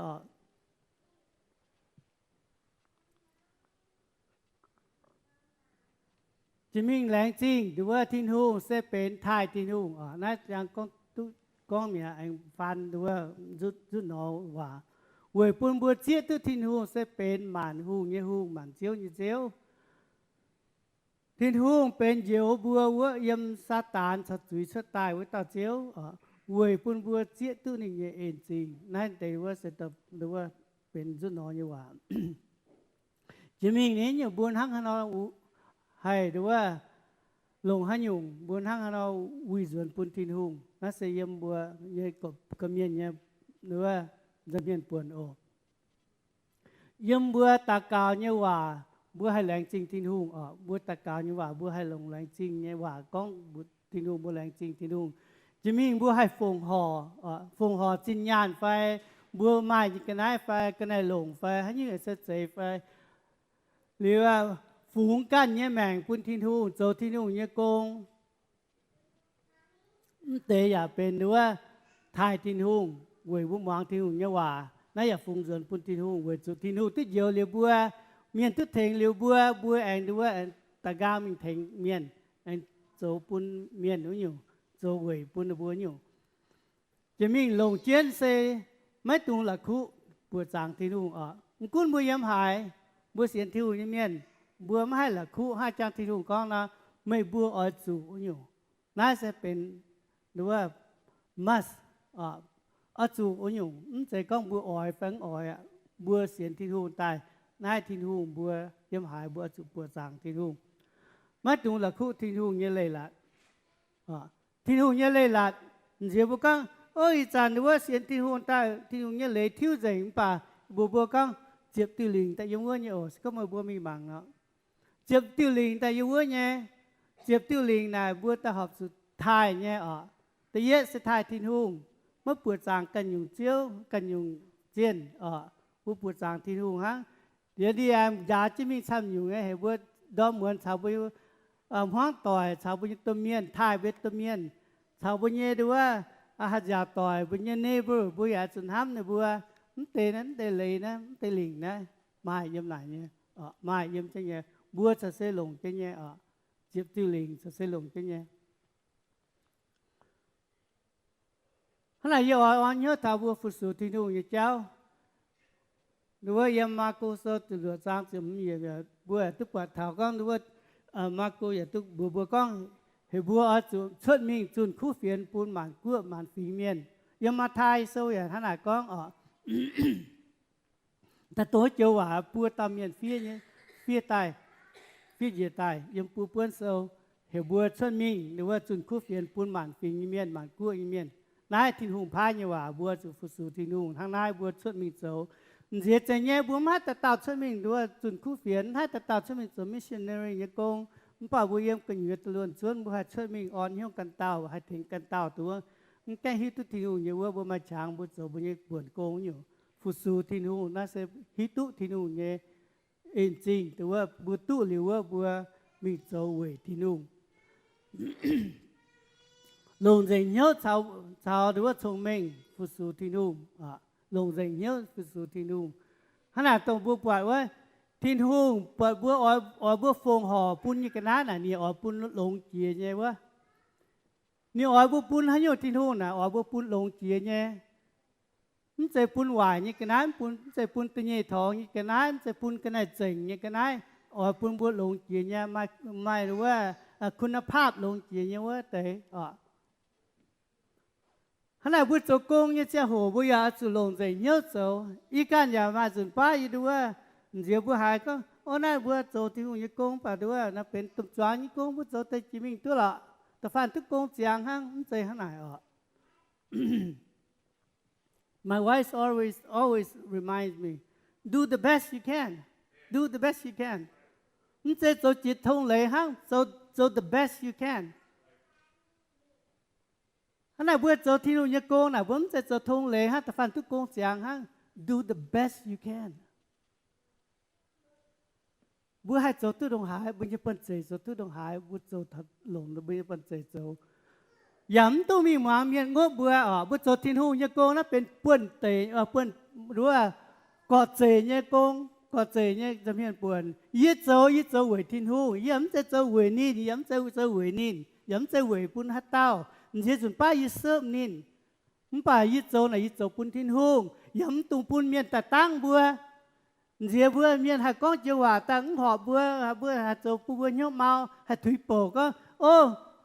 ยิ่โจเนี่ยโกเมียนบังเจียเยะเมียนป่ายิ่งให้โจเมียนแต่สายเยะเมียนดูว่าท่ายเยะบัวย้ำตุงหันนอนห้ำบัวโจตุ้ดงหายบัวโจตุ้ดงอ้วโจบัวดูว่าบัวโจหายเมียนตัวปุ่นตัวให้จังก็นักข้ามเห็นไฟหรือว่าอ่อนเหี้ยวบัวไฟหรือว่าไม้ให้ยุ่งหรือว่าปุ่นเตะเสยบัวไฟน่ะหลงเงี้ยก็บัวหายตาหลงนะบัวมังกะหลงตู้นะบัวอย่าหลงก็บัวมังตาหลงตู้นะบัวอย่าแต่โอเคเนี่ยตู้ปุ่นเฉียปุ่นบัวตู้ปุ่นเฉียปุ่นบัวก็โอ้นานิสายเยอะนี่ไปยิงให้โจตานานิโจตาด้วยก้องตัวเยอะโจตัวเยอะตู้มินห้ามเหมือนทนายบัวให้บุเจียโจบุเจีย耶稣mình kiến ni như sai có niệmใจmình kiến từว่ามีhộ yếm university job tại như sai có耶稣mình kiến miền châu công ni mình kiến yếm hoa đô bát biểu như miền tông vốnใจหรือว่ามาชงเมงnhư miền ta châu ni như công nín giáo bữa ta taoอย่าฟินหางเนี่ยยันนักจีปังกันอยู่เมียนเหบวchâu hắn nhung về thiên hùng vềจีปังตรงก็โอ้ยยิ้มให้อ่ะยิ้มให้châuไหนอ่ะยิ้มมาจากหัวchâuไหนอ่ะบัวจุแรงจริงthiên hùngตัวบัวพุทธุหรือว่าthiên hùngเองว่าเมียนเหบวchâuบัวมาช้างตุฟุสุthiên hùngหลงน้ำช้างฟุสุthiên hùngอ่ะหลงน้ำช้างฟุสุthiên hùngอ่ะแล้วบัวโจหอบทิ้นหงปุ่นบัวให้โจตุท้าเต้าตุงดูว่าเวยเมียนก้องบัวเมียนดูว่าหยุดเจ้าว่าหางอย่าปุ่นบัวฝ่ายเหี้ยวกว่างบรรยากาศโจจีจุนสก็เยียอย่าทั้งงอนห้ำต้องเมียนก็เจ้าว่าเลยเยียกว่างโกนะเยี่ยมสมตั้งน้องโกงอ่ะจะเยี่ยมยังไงต่างไปสมเยี่ยมน้องจีปังไปอ่ะมาจีจุนบัวจะโกงเนี่ยต่อยแล้วบัวทำเนี่ยแทงต่อยแล้วหายมาเนี่ยยังปังกันเยอะจะโกงต่อยบัวดงช้างบัวไม่ตองชาวเมียนแจงเจียวป้าว่าบัวมาเนี่ยป่าบัวย้ำต้นหน้าแต่เห็นเหี้ยวบัวย้ำต้นหน้าแต่อันเหี้ยวบัวย้ำต้นหน้าแต่ว่าก็เมียนมังบัวฟ้ามวยฟ้าเมียนมังบัวฟ้ามวยอย่าช่วยนินชาวทินหุงบัวชาวทินหุงบัวโจหอบทินหุงบัวหอบจุยมส่วนเหี้ยวชาวทินหุงนายเป็นมันยังปวดโกงบัวโจลงส่วนเหี้ยวเนี่ยโจไว้ที่นุ่งเช่นมันเนี่ยปุ่นบัวตูนำเหี้ยวตูนำเหี้ยวฟุสุที่นุ่งขณะอีท้องเนี่ยกิจสวายย่อยเจ้าอยู่บนน้าปุ่นบัวชั่วมิงหรือว่าอินหอยอินห้ามตาบัวตาเต่ามาอันให้เหี้ยวหรือว่าตัวหรือว่าโจเลยหางยี่เมียนอย่ายำน่าจับจะโจเลยหางมาเจียเต้าเบนเจียหยุ่งกงหรือว่าตายแทงเช่นโจหรือบัวอยากหาใจก้อนนะจากเช่นสก้องบัวซึกกันเหยียบบัวเปิดแอนบัวสานินก้องว่าหรือว่านัดบัวสานินแรงจริงนินแรงจริงนินสานินยินจากตอนตุเจียกรแทงเช่นบัวเฉนนำจีปังจีตายนายบัวละอีซุ้งแรงจริงอะไรดำเนี่ยจินตัวว่าบนนายโอหรือว่าจะมีปุ่นบัวเพาะเช่นมีเยกง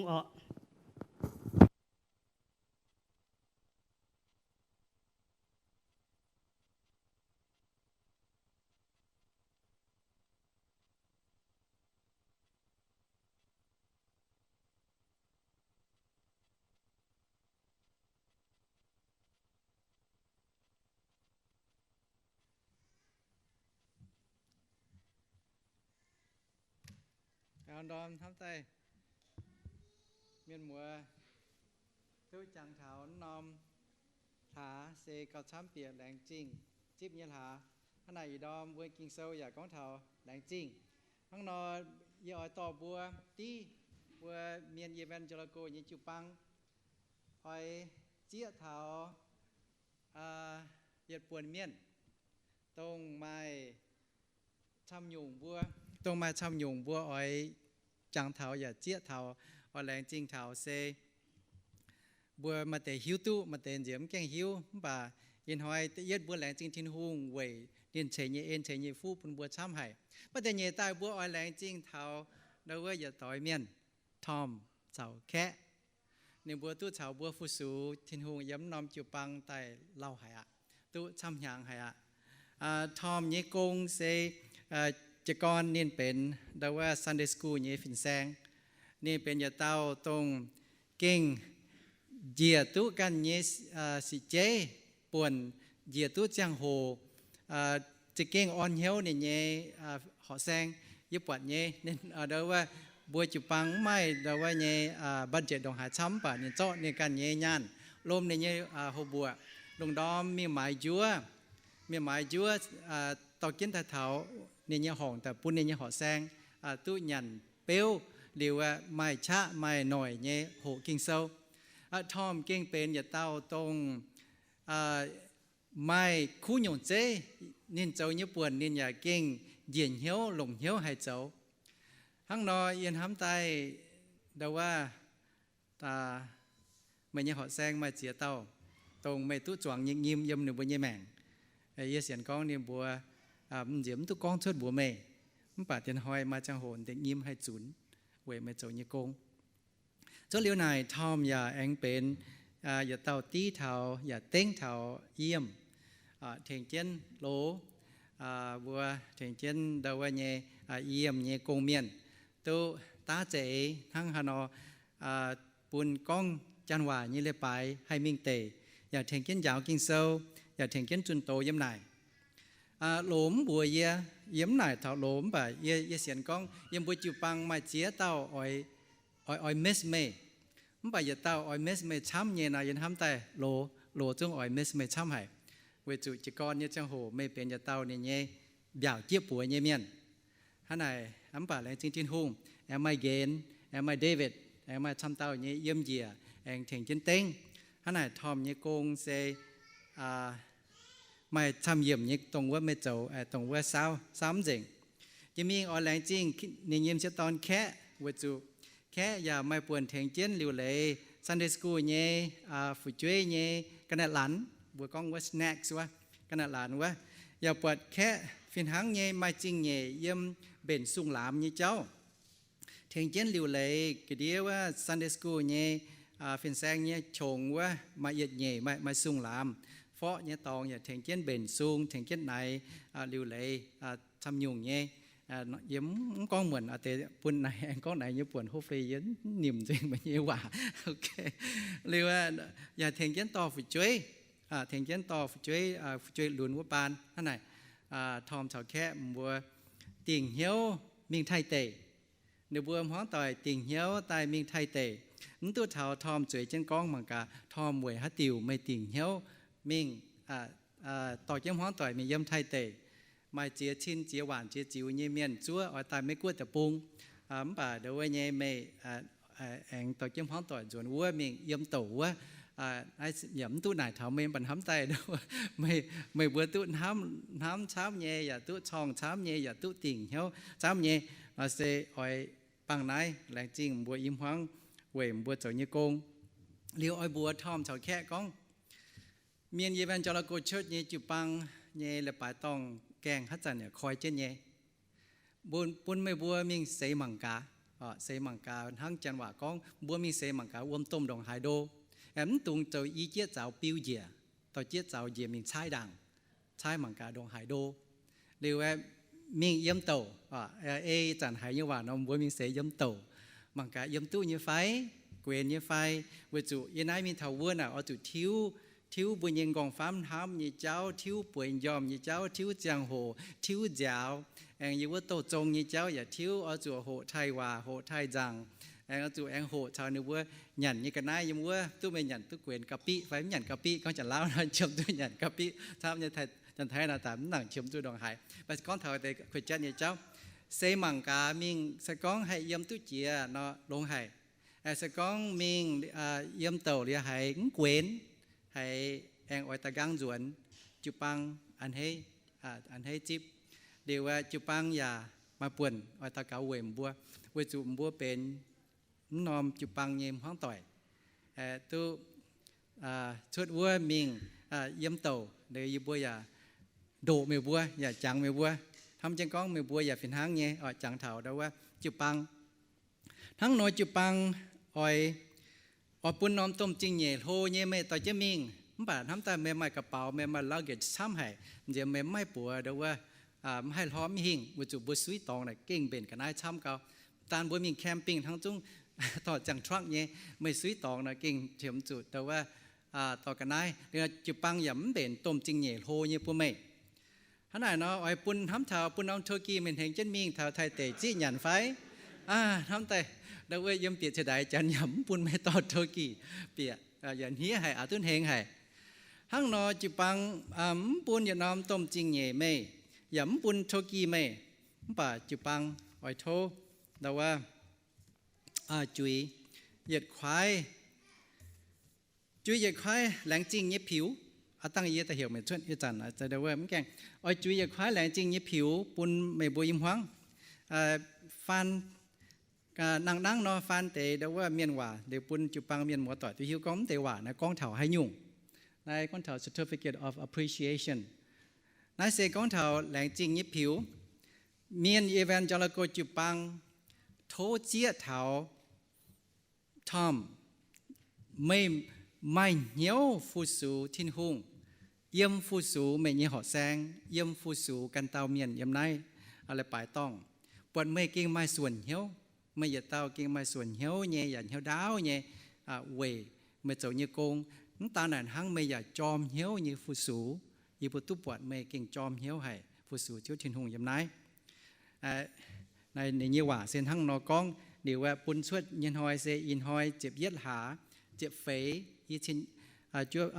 ยีชินยี่เจ็บเย็ดเสียเต่าจุปังเมียนโกตุเหยียบบัวยำได้ปุ่นไม่เร็วตรงยี่ก้อนเท้าไม่เดี๋ยวมาให้เดาว่าต่อโทยี่จริงเนี่ยมิงจุปังอย่ามาโทจริงเนี่ยมั้งป่ะจุปังโทปุ่นเดาว่าเนี่ย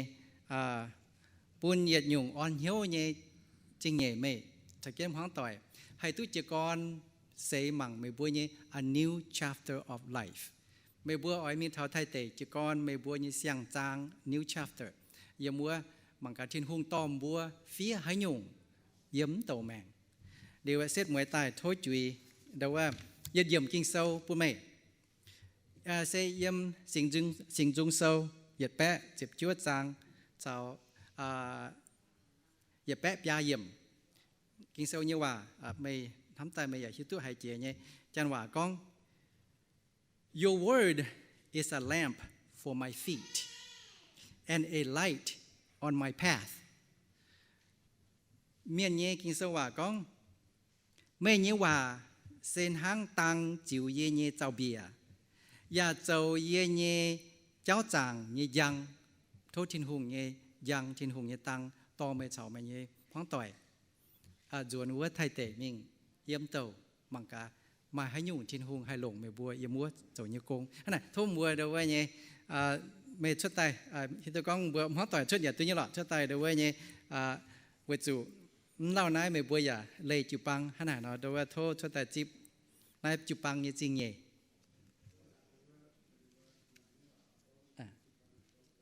เรียวแอสก้องถ้ามาไม่เตะให้ยุ่งอ่อยก้องปุ่นจุปังอย่าตู้เงี้ยไอ้ไฟอ่อยเป่าtiêu dungอย่าตู้เงี้ย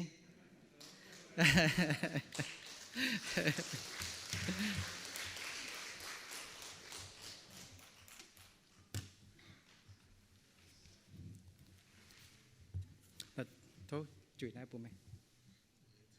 ไปเนี่ยมาเนี่ยคุณก้อง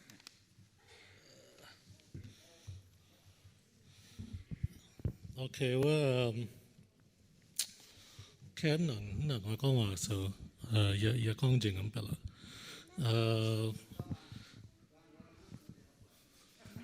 โอเค嚟จริงว่านั่นเป็นเก่งเจนนะว่าเด็กนั้นนะว่าปุ่นที่หุ่งเราไปดูยิ้มโจยังยาวนี่โจเยอะโจนเด็กนั้นนะไปดูยินห้ามต่อตรงว่าที่หุ่งปุ่นเยอะดงหายหรือห้างตัวห้างจังว่าบาร์บีของเท่าห้างบัวเจี๊ยที่ที่หุ่งปุ่นห้างยุ่งนะจังบัวไม้เหี้ยวปุ่นตะกางsoอย่างนี้นั่น it's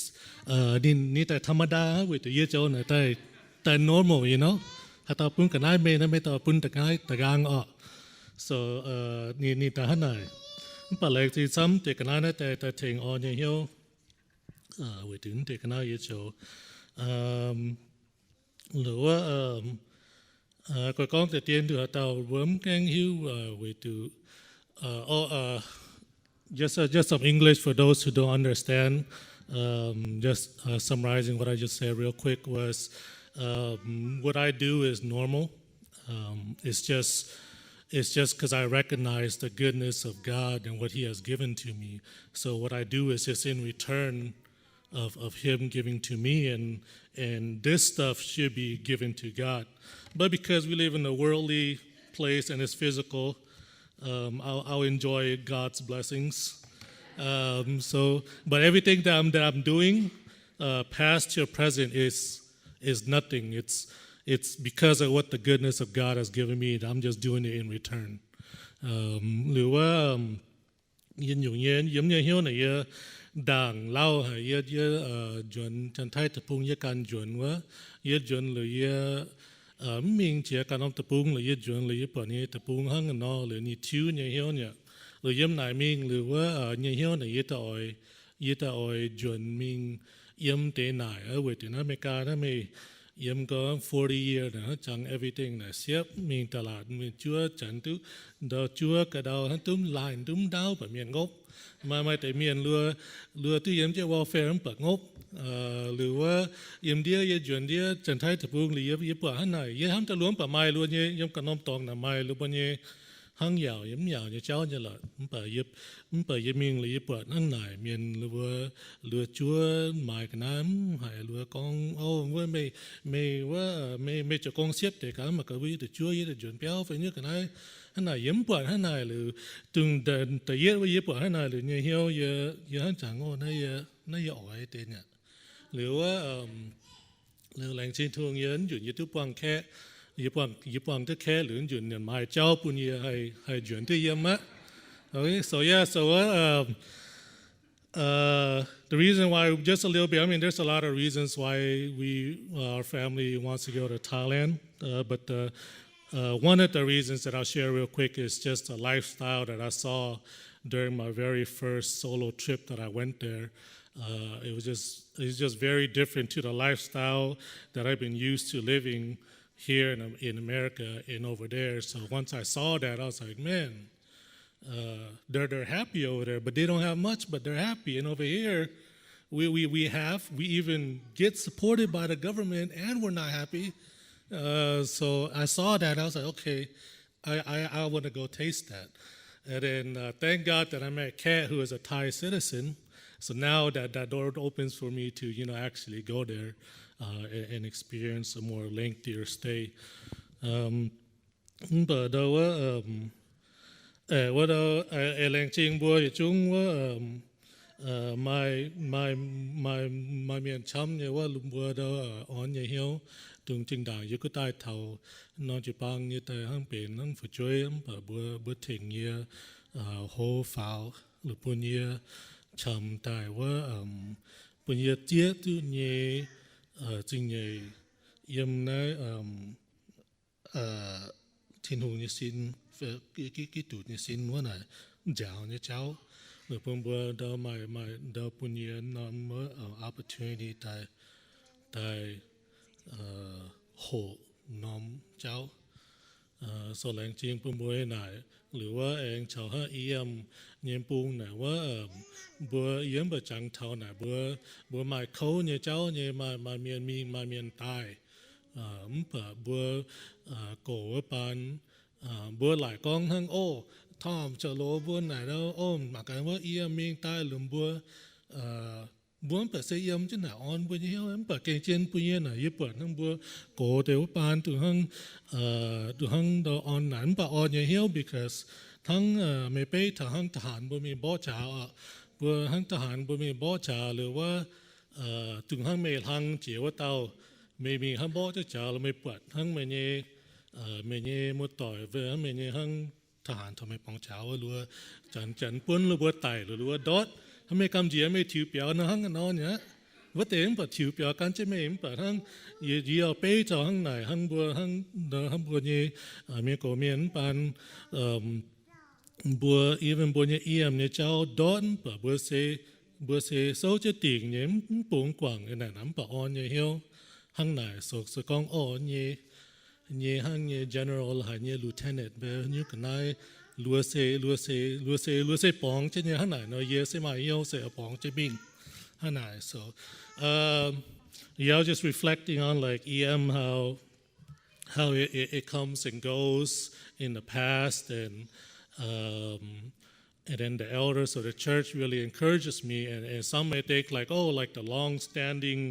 like those who have been EM for the longest time, you guys are the ones who are encouraging because you guys are still there, even though, things flip-flop and stuff. But then I would just say, no, to me, it's the elders who are still hanging on to English ministry. And it's like and then I just related that to like the military. Like if you went to war and you have like your lieutenants and your generals and all fighting and you see like the rest of the army just getting like slaughtered and like you're about to lose. And then if your high ranking officials run away, what is the rest of the team going to do? They're going to run away too, right? So then, but then because of that, because the elders were still hanging on to EM and they still had hope, that gave me hope also to stay, and we can continue on and build something. Mai bên này and also and also dùng cháu tung với bữa làng trên bữa ta cao bún bữa mai dùng cháu thì ở ta cao thì bữa hăng ở đây về bữa là hai nhà lại với lô bữa này dùng cháu thì cầm gì ở trên này chế mình này hăng yếm lại bắt tuổi từ year ở từ trước nom community lừa anh ở từ mình đi lừa anh lọ căn quan hăng nó con là cần hăng cần quan hăng community và từ year cầm gì ở trên đó này với từ year bữa hăng miền yếm này là lừa church lừa luôn tại gang mi church nữa lừa church lừa tại mi chỗ lừa cái này lừa even though yếm con farm year church year anh ở mi church year but sometimes cái trên nằm này mi church lừa mi chạy tại lại nè so one of the things that I asked for prayer for is, and it's one of the things that scares me the most. Not like the culture shock or like living style in Thailand, but it's leaving the community here and going over there and finding another community. Because from what I see, just like from years, is people when they leave their church, sometimes they leave the church and they don't come back to the church. Right, and that's one of the things. Even though in my mind I'm okay, I'm serving you, God. I'm going to continue to serve you. But sometimes when when we go over there, then we get comfortable, then things changes, and that's one of the things that fears me. So if for prayer, pray for that. And also từ ý chẳng bố bé thảo hăng ở Thanksgiving in hoa ye buổi bà mai ở nom ha Thanksgiving như cháu như bữa ở share cho bữa từng đầu bữa để từ hiu tu ye cho khé với những bữa mai ít tao phải chơi rồi bữa ghé trên mọi mai can tao không phải bữa mai chứ can tao nhé yeah bữa giờ quá bữa giờ mai mò như cháu thỉnh ghé chứ kinh mai không phải nên mai nè. So just English another just said just in the whole sense of Thanksgiving, those who know our family, we decided to stop at 2 kids and even medically stop at 2 kids, but we just found out, that we were having another one, and it was very shocking to both of us. And but after a few days, I just thought, okay, we took physical measures to medical measures to prevent it, but it happened. So it's God's, right? It's God's. And then the other thing that I have to do is to go and get tested to see if it is. And I was just telling Kat, like, okay, why if I get tested again and it does come back negative, then how are we going to react to that? That's a Joseph and Mary situation, right?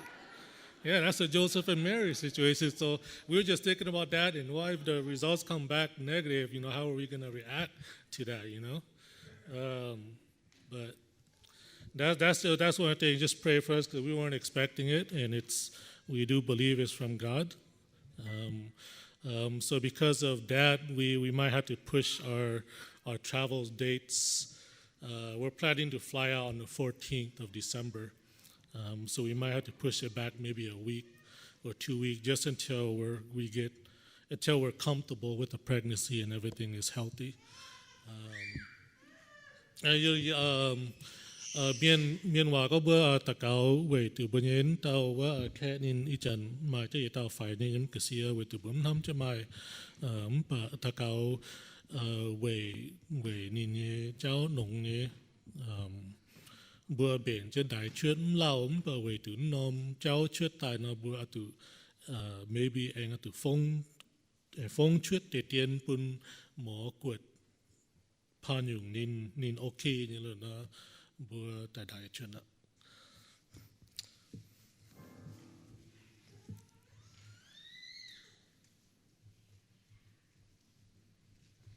So I just wanted to extend my gratitude. It seems a little out of order, but I wanted to extend my gratitude to Tom and his family on behalf of MEC Sunday School Ministry. So Tom,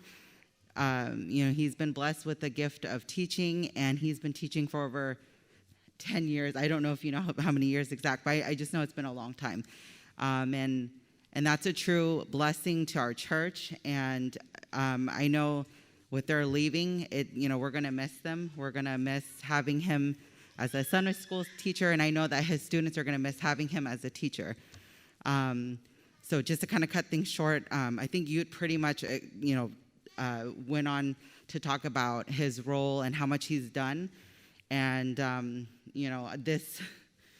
I just wanted to thank them. Not just Tom, but Kat as well, because we know that when we serve in a ministry, it's not just about the one person. If he has a meeting, Kat is behind, she's waiting for the meeting. If we're short and she needs help, if we need help with an event, she's also helping. And so, this is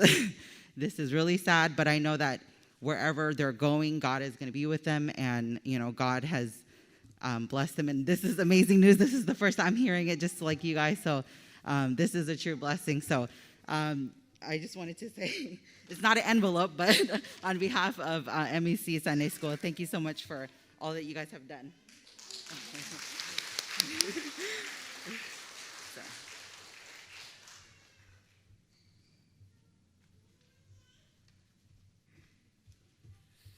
Hello, Pengon Dama. Dua, on behalf of EM Yakong Dewa, on the Tom Taket here. But I didn't realize that Tom was such a good Mian speaker till this morning. Tom Gonko Yamian Wa Long Hania. So, Tom and Kat, it's finally happening, right? Lua Piket Law Nan Mark like. But hey, and congratulations on the new baby. I hope it's a boy.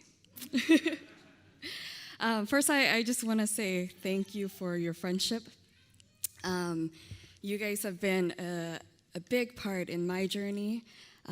I've lived here now for 6 years, and Tom and Kat were the first family to welcome me into their home and made me a meal. So I would never forget those moments. I think, as all of you heard Tom this morning, Tom is one of the most humble guys I know. His heart is always sacrificial. He's always thinking about other people first, and especially when it comes to giving, that he's the first person that wants to give. And I've learned from you so much in that aspect. I remember 4 years ago when we had a meeting, and I shared with you guys that I'd love to come on board and serve with you. What would that look like? And Tom just looked at me and he was like, we were just waiting. We were just waiting. And now we've been doing EM together for about 3 years. And just as Tom mentioned, even in the hard moments, Tom is faithful. He shows up. He is a very dynamic speaker. He has amazing stories that he talks about all the time. We don't know where he puts them, but he shows up and he serves out of his faithfulness, and he trusts God in those moments.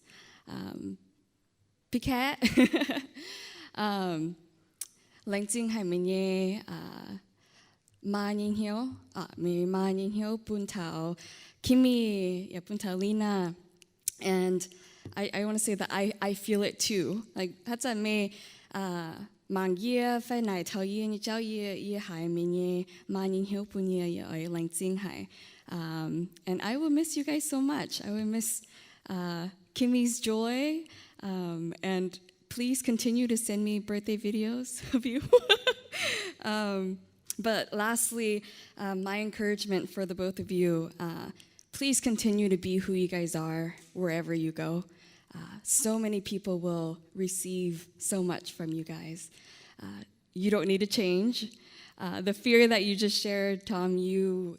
exhibit God's grace. You extend it as well, so you will not have a problem finding community there.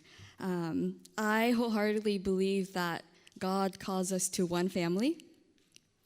And I pray that your first ministry, your first mission is your family, wherever you are. And please come visit us often. You can send Kimmy to me anytime you want, My doors are open, and we love you guys so much. Thank you, you both, for everything that you do. Okay? Thank you.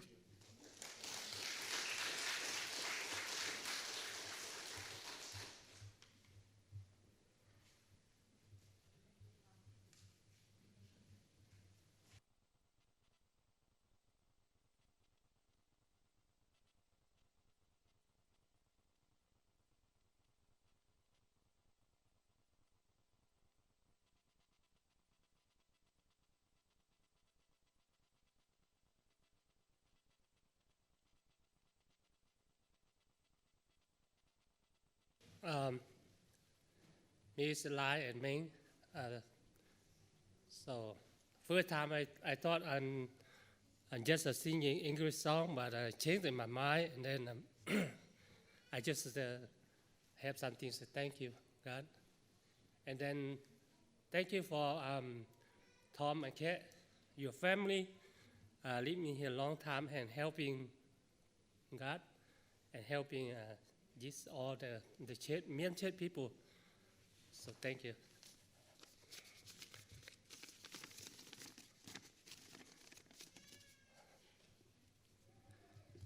I say,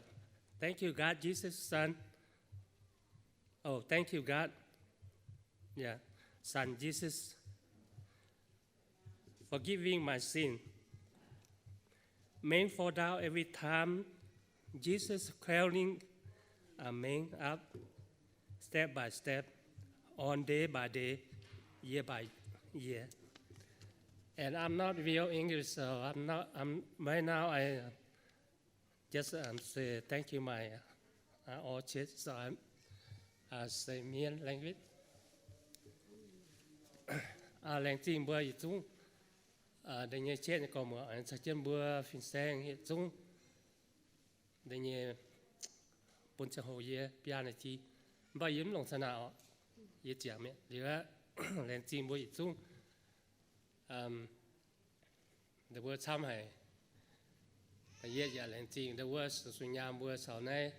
có tỏ bữa sẽ chân để bữa mấy bữa chúng chào yeah, sorry, nhiều xin phiên sang. Thật ra như phần này đồng cái mùa yếm hai sorry nên na yeah chủ bùa mùa phù hòa có giờ phiên sang nên là bùa thật ra mi meeting na thôn nên thì chịu bùa na yeah can yeah hít tôi tàu này chán nhé. Là thức dậy ở như hàng bữa na chung sẽ phút buồn mời.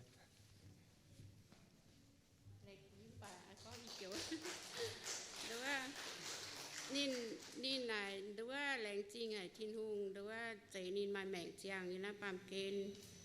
sẽ giúp bọn nín là nín phải chiên phía giảng nha nín chiên nha nín chiên nha nín sập công sống rồi nhất thức khủng là nín phía giảng là nín phía dung chám nha mà nín cắn tiền là nín ở em bền chinh kín tại em con mà nín hay đối với liêm chạy con suốt rồi con tại lũng dụngเป็นอะไรอย่างก็แต่เยี่ยแรงจริงที่นู่นเรานี่จะเป็นอย่าเตาปนิเจียนเฟี้ยจางเยี่ยน่าเยี่ยรวยตายยังอ่อยเฟี้ยมไปยี่เจียนตู่เยี่ยน่ายี่เก่งอ่อยตู่ก็ป่าเฟี้ยน่ายี่หนังเฟี้ยมไปยี่เซ็มก้องช้ำเลยก้องยาน่ะทีมไปเป็นหนุ่มไม่ให้เบนแต่ก้องตู้หนุ่มตู้เจ๋งจะหกยาน่ะทีมไปยี่อ่อยแรงจริงเท่าที่นู่นยันยางตองเลี้ยวที่ทุ่งแองตัวจุ๊บบุ้ยไอ้ไม้แป้งอ่อนเนี่ยใส่แองไม้อีห้อยอีจานใส่แองโซ่จะได้ใส่แองไม้แมงเจียไม้เฉียดเท้าใส่แหลงจริงที่ทุ่งกูนไม้แป้งไม้อ้วนแป้งมาให้ยุ่งป่าขี้ขี้ยิ่งยางเนี่ยที่ทุ่งเคนเจ้าบัวแองดอกล้อเงี้ยเจ้าที่ทุ่งแองใต้เท้ายันยางตองนะอยากจะเก่งลงให้จะเก่งแรงจริงให้ที่ทุ่งบัวไม้แมงเจียไม้เฉียดเท้าอย่ามันสูงมีปุยหมอเหยียดติวนะ สก้องทิ้นหุงก็ปูบัวเมียนหงเมียนจุ่มเมียนพุดจอยนะพุดจอยเซฮังนอไม่แมงเจียงที่น่าดอกน้ายนะบัวก้องบัวพุดจอยอะพุดจอยเซบุญเนี่ยสินเซไม่จอยเนี่ยพุดจอยเซบัวจะเก่งหลงเนี่ยย่ำหลงเนี่ยยันห้อยจียันห้อยอย่าม้วนจีอย่าม้วนเซจะเก่งย่ำหลงเนี่ยวุ่นยุ่งว่ะเจียสิ้นลูกดอมเนี่ยตาหายบุญเนี่ยเชียสหายย่ำหลงเนี่ยนะจะเก่งแหลงจริงให้ก้องเจ๋งป่ะเนี่ยจะเก่งแหลงจริงเขาบุญเนี่ยจีปางเนี่ยจู้โกจีบุญเนี่ยห้างต่อยมันก็ดิบเป็นให้ยุ่งเมียนวายไฟเชี่ยวป่ะทินหุงปูนใบบัวอย่าจู้ใหม่ห้ามแต่แองโกจีบุญห้างต่อยแต่เขาอีห้อยปุยบัวหายมาลำเขาเนี่ยบัวหายมาลำห้ามเนี่ยยุ่งเนี่ยจะเก่งแหลงจริงทินหุงยี่หยำเป็นแต่ก็อีห้อยยี่ชวนป่ะก้องเป็นหลงก้องแต่เป็นหลงเป็นหลงโต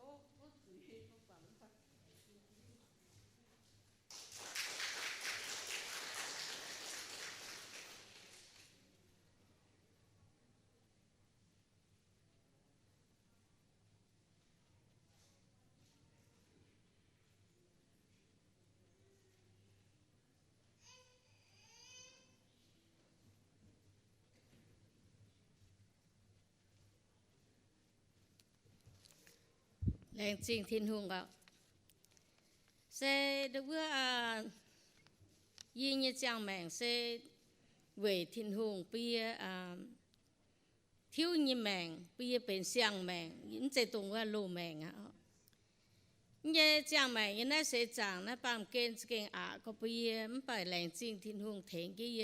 ยันห้อยหาตัวที่ยันห้อยไทยจันทร์ยี่แรงจริงเจียว现在也买也那行代参耶，这个生活整一干行，一两钱天路，官当下也两钱天路，光龙发光潮社会天路也恩，一两钱少，也也讲明嘞ทั้งจะมาก้าวก็ long story เนาะไปอีใจอีกองที่เตี้ยนทั้งพื้นมีเหยียดจุ้งจังก็อยู่ลงหน่อยหวังอีก้องก็ยี่แหลงจริงเจียวกุ้นดอกหาไฟหงเหไฟเสียมเจียวปีแหลงจริงเจียวเดี๋ยวยี่ป่าวเตียนจุงยี่ไม่聪明học chủ yết luôn nhé chẳng hồ nào học chủ dấu thiếu hùng nhớ con mà chế nhung chế yểm bà yếm mà聪明yếm hai chút dấu sẽ về thiên hùng nhé em chạy yếp bảo tiền dùng ế con dùng ế yếm chạy ế ô dùng ế là sẽ bên chủ mải pha mà chế nhé nó sẽ dùng tủ như hăng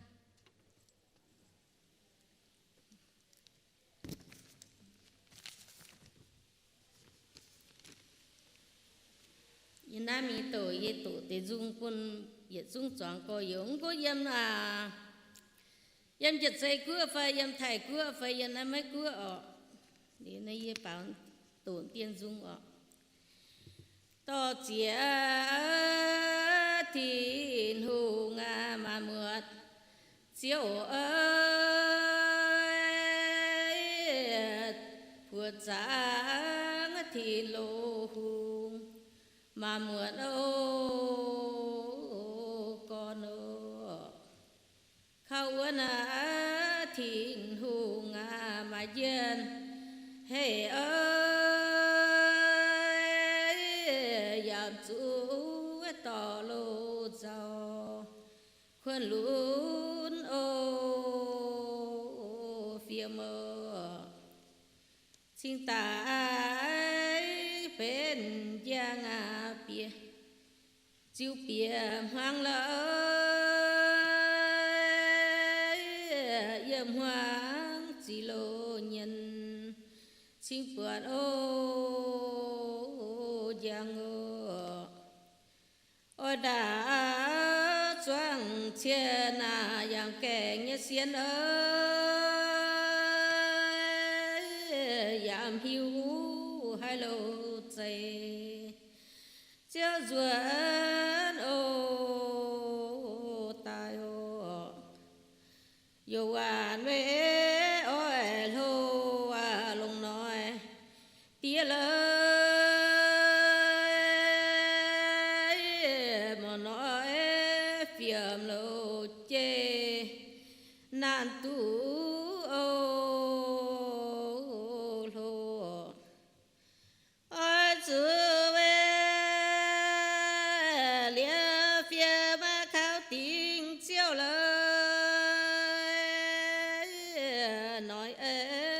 tiệm lô tuang yam chú ô giàu yết lệ trình thiên hùng cún vừa xiên chiếu thiên hùng sẽ nhìn chỗ bên như trang mẹ như con nhuần vừa xiên khảo bên như nam nhiều sẽ vừa mai uất như tòng vừa khảo thiên hùng buông tình hiếu cún mãi hay nhung vậy vừa kêu quân thiên hùng cầu chứ vừa hiện hỏi sẽ hủy thiên hùng như em thì con gì bữa nay ạ.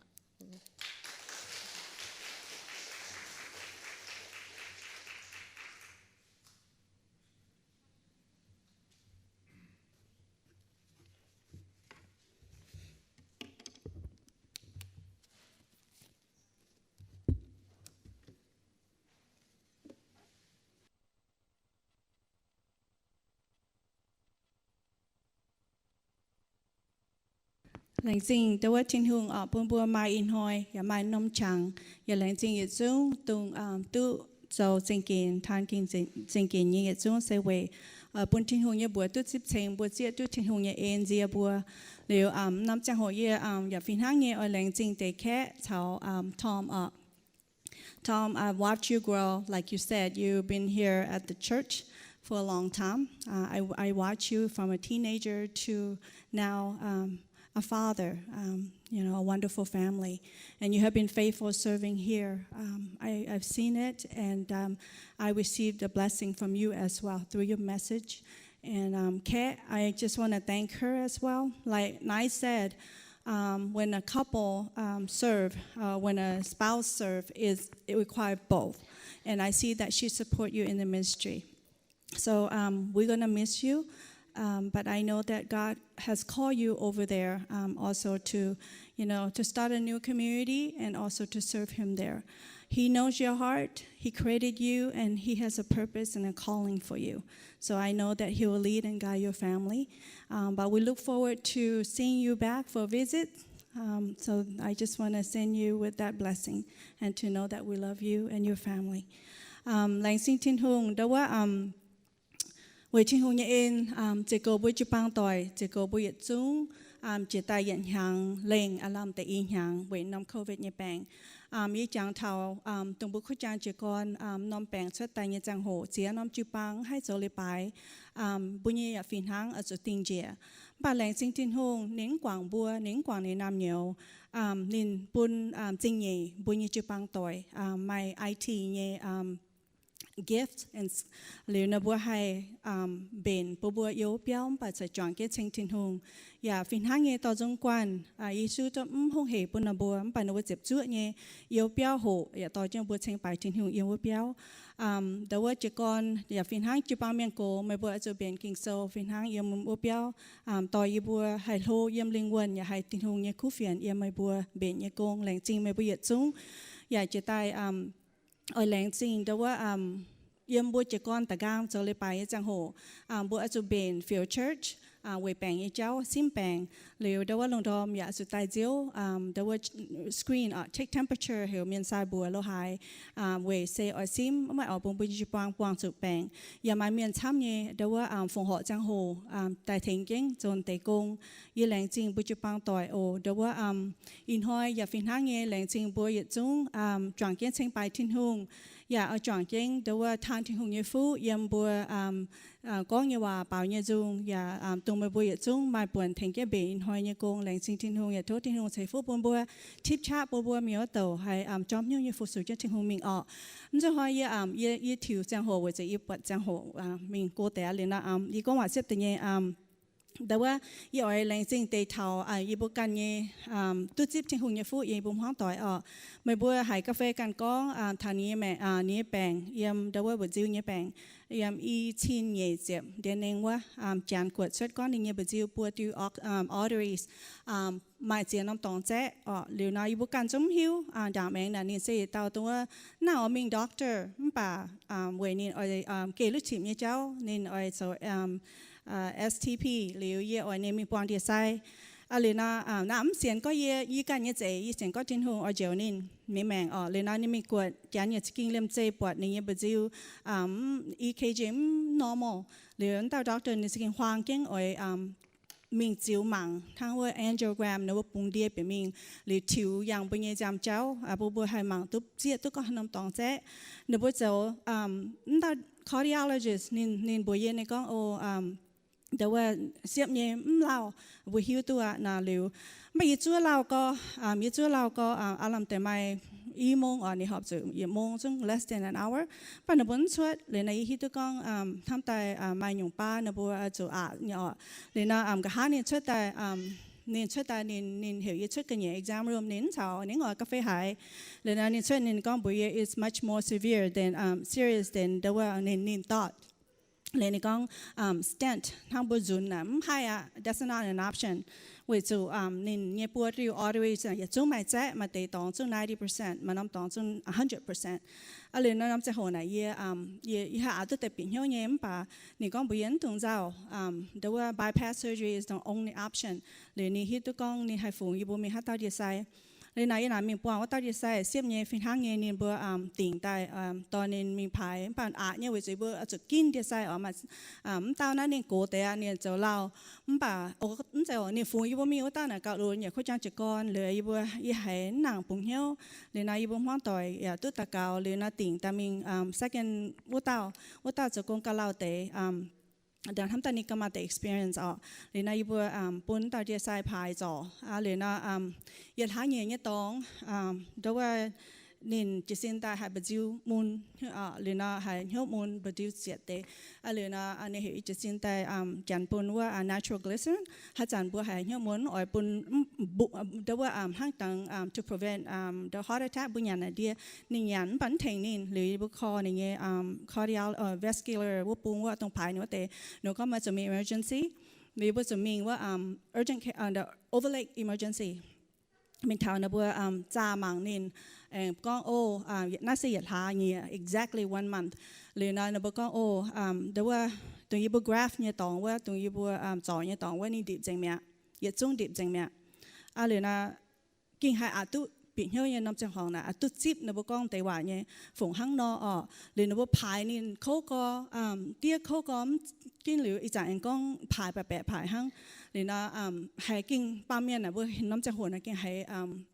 ตุจิบเนี่ยตุหายเนี่ยมั้งป่ะหรือว่าแหล่งจริงทุ่งเนี่ยเอ็นเจียหรือนะนะบัวก้องใครจะเนี่ยเดี๋ยวใส่ไม่ตอนให้จ่อวิจารณ์กิ่ง too complex เลยนะบัวไม่จ่าสีลงให้ปอนจะมาให้ยุ่งให้สีช่วยนะบัวไม่ให้ถึงเลยนะบัวก็เหี่ยนจะเดียดังเหลี่ยมไปเย่ให้มันป้องเหี้ยวเลยนะยี่ก็เห็นนะบัวฟงแต่ว่ายี่บัวมิง second opinion เลยนะบัวฟงยี่บัวมิงว่าSwedish มิงปอนนะบัว regular cardiologist ตรงให้ stent ว่าเตะเลยมิงปอนนะ vascular surgeon ก็ surgery is not an option เวจนี่เงี้ยvein นี่เงี้ยจำแต่ว่าvein จำเจ้านี่ไฟหายเนี่ยเก่าไฟดูปูทงเมียนเรือว่าเจ้าก็พายน่ะทำแต่นินที่ตัวก็นี่ซินสดจิบเนี่ยแฟนแต่ให้จิตใจว่าจุนว่าเนี่ยเองดิบอะไรนะหนูก็ให้ surgery เรือหนูก็ปลาเจ๊ช้ำน้ำตองให้นะผมให้ stent เวจูตั้งมั่วจุนนินจานไม่เนาะมา heart attack หรือเกาหอยนี่แมงอะไรนะมาให้แต่แหล่งจิบจ่อนินเรืออีบัวฮันนอสโอเคฮันนอสปุ่งเหี้ยวทิ้งหงตาเกาเวนะบัวเมาก็อย่างจะเดียมีนะจนป้าบุญทิ้งหงใจบุญสิ้นแต่นะจนป้าบุญบะจิวนะในการให้คอยเจ้าเนี่ยเลยนะนบุญเมาหังนอนบุญจะเองนะนบุญตั้งให้จ่อเลยนะอีบัวเอเจนนบุญว่าเจ้าเลยตาเกาทุทิ้งหงกันเจียจิกเปลนี่ยังแมงน้องจังหัวนะบุญกันเนี่ยทำพี่ตัวก็นี่ผมจึงมันยังห้ามตายนี่ตั้งหัตถการมันจะก็เองหังนอนน้ำไปเสียงก็ทิ้งหงมาจะเองเนี่ยก็น่าหายปุ่งเ天空，了影響了大家明，但ว่า你等係龍，你種特別好烏好惡，就帶影響吧。為你人啲參，就不你夢龍，就不你溝，實際上就你夠溝當命牌ไว้เนาะเลยนะอีบุตรกามีก็ไม่บัวอาจจะเจ้าหยงไม่บัวเดี๋ยวผมให้สแตนเจ๋งป่ะอาจจะสแตนน้ำป้าตองแต่ปุ่นยังบจิวให้ตู้จ้ามเก่าเลยปุ่นออกซิเจนเก่าเทคนินจะน่าเอ็น่าปุ่นให้เทคนินเลยนะนบัวเอเจงว่านบัวมันป่ะแต่หิวใจเจ๋งเลยนบัวฟูนี่มีปวงแต่ยังใครจะมันป่ะต้องโหจิวนบัวเนี่ย chief ต่อ cardiologist นี่ก็นี่แรงเยี่ยมก็นี่ไม่ให้จ่อนบัวใครจะนักกินไม่ให้ตาจ่อนี่เว้นนบัวนางปวด เมียนแปลงอย่างเจ้ห้างนออย่าแปลงต่อหน้าเนี่ยหรือนั้นในบทแหลงฟูในมี University of Washington มีปวงเต้าแต่ว่า cardiologist นินเซตุงโจทางโจโลเต้ากงเมงยำยุดานินยาวตรงในบทออสเปนว่าบราซิลเนี่ยเดียไซว่าเตะหรือเนี่ยจ่อเจียวว่าเตะเตียนน้ำตองให้จ่อฝูงตาปนินเลยในอีบุปวางในนี่ก็นักการบุญเจอต่างนั้นแล้วอีบุปวางในเวยจันฝูงอีบุมีอีบุซึ่งหิวทุกคนไม่ยำนายหรือน้อยนี่ก็ในมังด่างไม้อีบุมีน่ะนี่มังจึงสก็ในหิวทุกเท่าจึงจันจ่อเท่าหายไม่ถึงนี่ห้านอนน่ะนปวดเนี่ยอะไรนะแต่ว่านี่ก็เป็นอย่างนั่นน่ะปนเตียเตาปังปลาปนนี่ว่าจุดน่าเซนินทำหอยโจเนี่ยกงอะไรนะนี่ก็นี่แหลงจ่อนินทำตายให้ถึงเนี่ยอะไรน้ำปนเนี่ยเอาปุ่นยีบุตุหิวว่าจุดน่าจะกินเนี่ยทำตายอย่าจุนให้สแตนเจงจุดอีจุนเป็นนะหรือนี่เอเจนี่ว่าจ่อยีบุนัดแต่มีปวงเดี๋ยวว่าปุ่นนินจ่อหรือนั่นนินตาวจุนนี่มีเท้านินสแตนเยียดน้อมตองหรือเองเท้านินมาน้อมตองตรงนบัวโป๊ะเนี่ยจังโหนินจามเองเดี๋ยวว่าเองดิบมีว่ามาเตะนานเองนบัวให้ปูน่ะสแตนเปลี่ยนไปนบัวให้เป็นบอลลูนนบัวปูก็ได้เปลี่ยนมีเลยนบัวห้างจังฟงแอร์ยังให้มีว่าคอยในเตะตองจำเจ้าอะไรน่ะเตะเยจนตะการมีนบัวให้สแตนอีน้ำตองหรือเองตรงว่าดินพายตาวจนนบัวเฟลไปมาน้ำตองนบัวหลงนบัวก็ life memory artery หรือน่ะนบัวหลงในนั่งเนี่ย artery มีเจ้น้ำตองนายเสียยืนยงนบัวหอบจนมี main artery เป็นตาวด็อกเตอร์ตองแต่นี่มี unbranch ว่าหรือเดี๋ยวว่านบัวอันเหลืองแต่ stand นั่นสินี่มาเปียติสแตนชาวno ปัวติสแตนชาวเหยียดน้องบอลลูนหรือนะยันหมายตายนบัวเจาะติ่งอีหยุ่งเดียต้องเจาะปนิเข้าว่าหรือนะมันปนิเห็นปนิจามฝ่าเมียนปนิเกาขุยมหรือนะเดี๋ยวว่าทาว press forward หรือทาวเดียนเก่าเดี๋ยวว่าวันที่จะอีกอย่างไหนเดี๋ยวว่านินตะการมันจะกงpart time half day อะไรนะแต่ว่าเจียทาวเดียนเองนั้นนี่ให้ตะการมันจะกง full time อย่าแรงจริงทิ้งหงวันนี้เองเจียจังคงใจคงจ่อกาแฟยังแปลงหั่งป้าเป็นจังยงปุ่นนี่บัวนี่กงจะเหี่ยวดาวแต่ว่าอย่าด่าแม่นี่พายนะบัวทิวนี่กงแต่นี่กงเองก็เฮงช้ำเนี่ยอะไรนะอีกิ่งแรงจริงทิ้งหงเนี่ยเอ็นเลยนะเยี่ยวแรงจริงบุจิปังต่อยบุญบุตะเกาไม่บุอ่อนเหี้ยวเจียเตาก้องบุเยี่ยมบุให้เจ้าเหนี่แมงอยากเขาเรียนนินยี่กิ่งแรงจริงไม่บุญแต่ว่าอ่อนอยู่บุเหี้ยว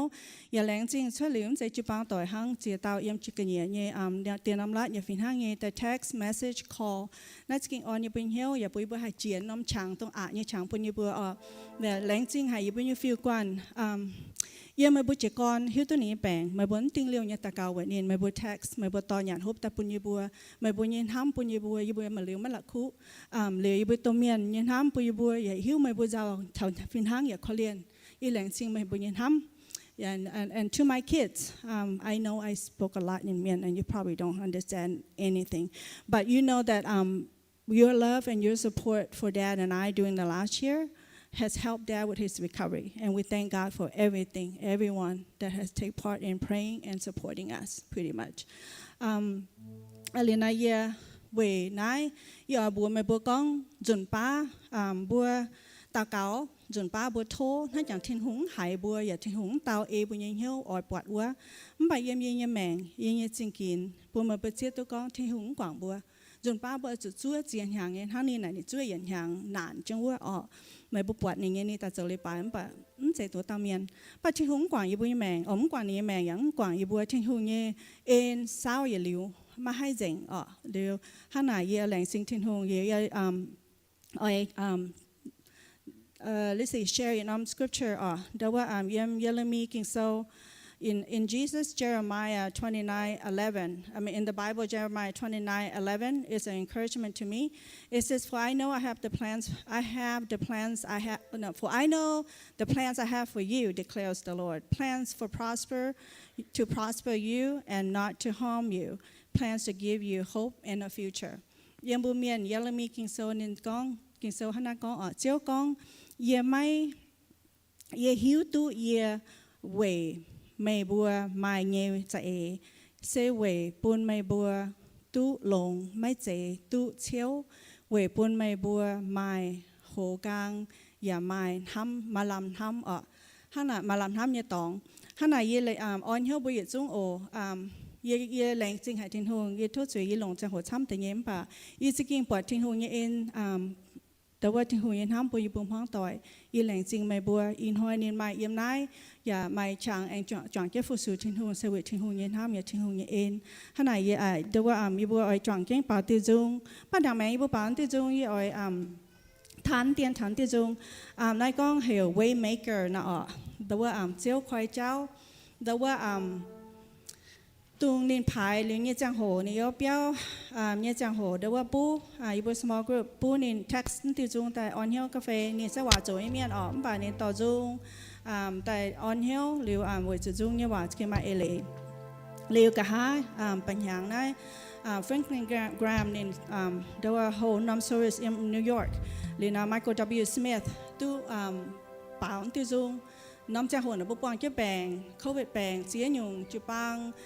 กบปนบัวเหลี่ยมป่านที่จุงออนยิงเหี้ยวอย่าจางเท้าทิ้งหุงอย่าเอ็นปนบัวจุปังหรือนายโทมาเลสาถึงฟันที่จุงแต่ออนปนยิงเหี้ยว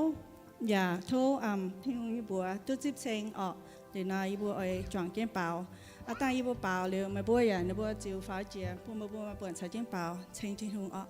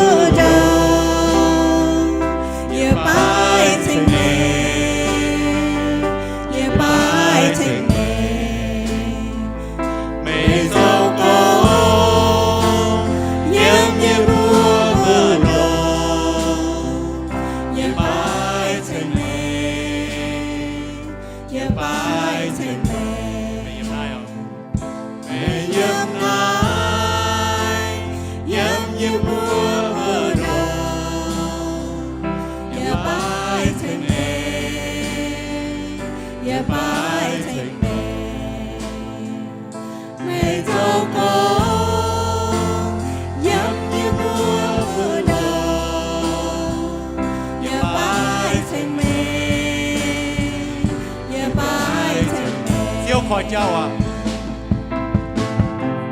Chiều khôi chào Chúa với hong nhây xì Dẫu ê ngang Và chiều trang yếm hóa quân Thiên thương Mê xê tôn nai ta เจ้าขอเจ้า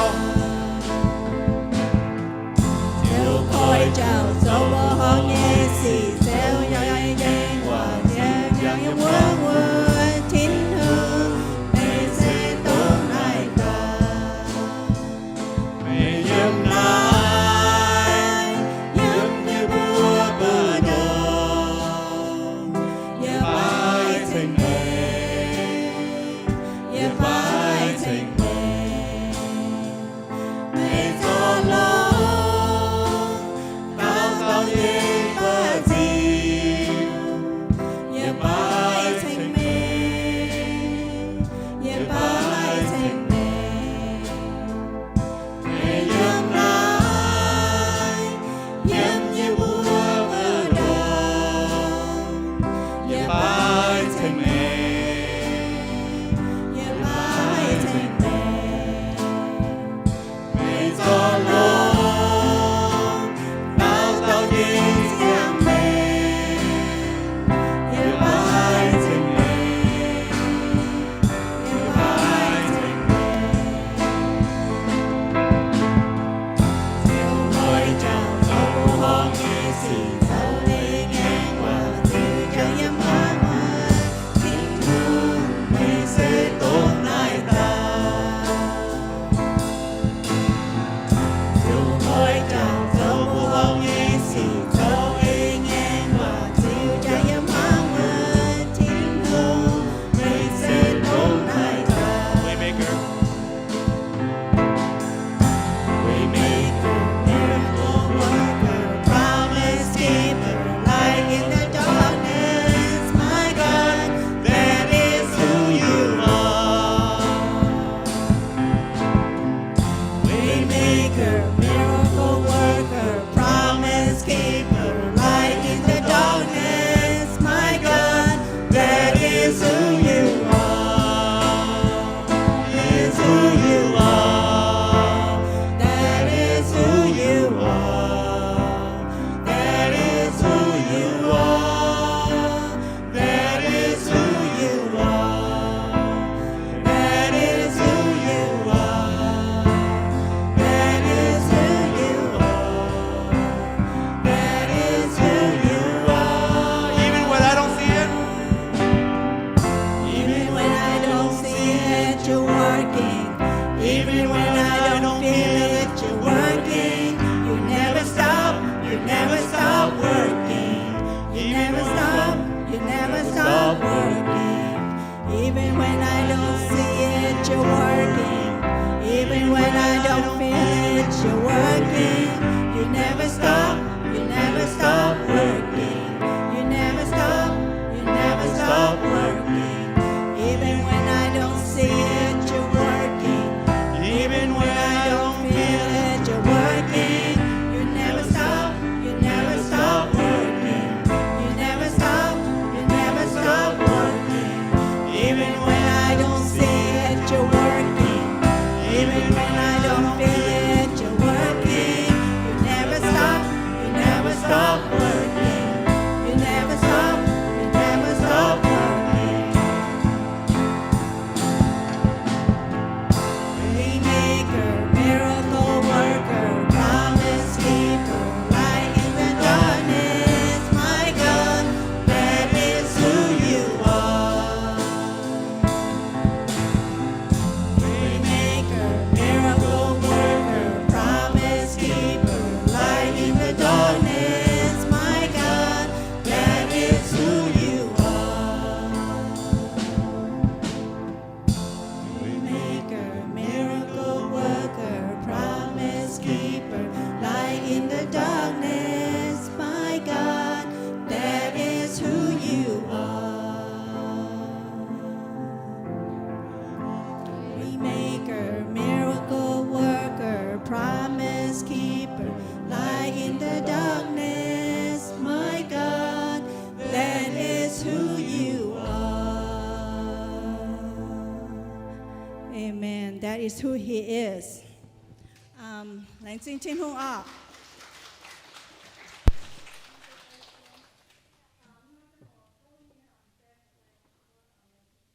！quên礼拜啊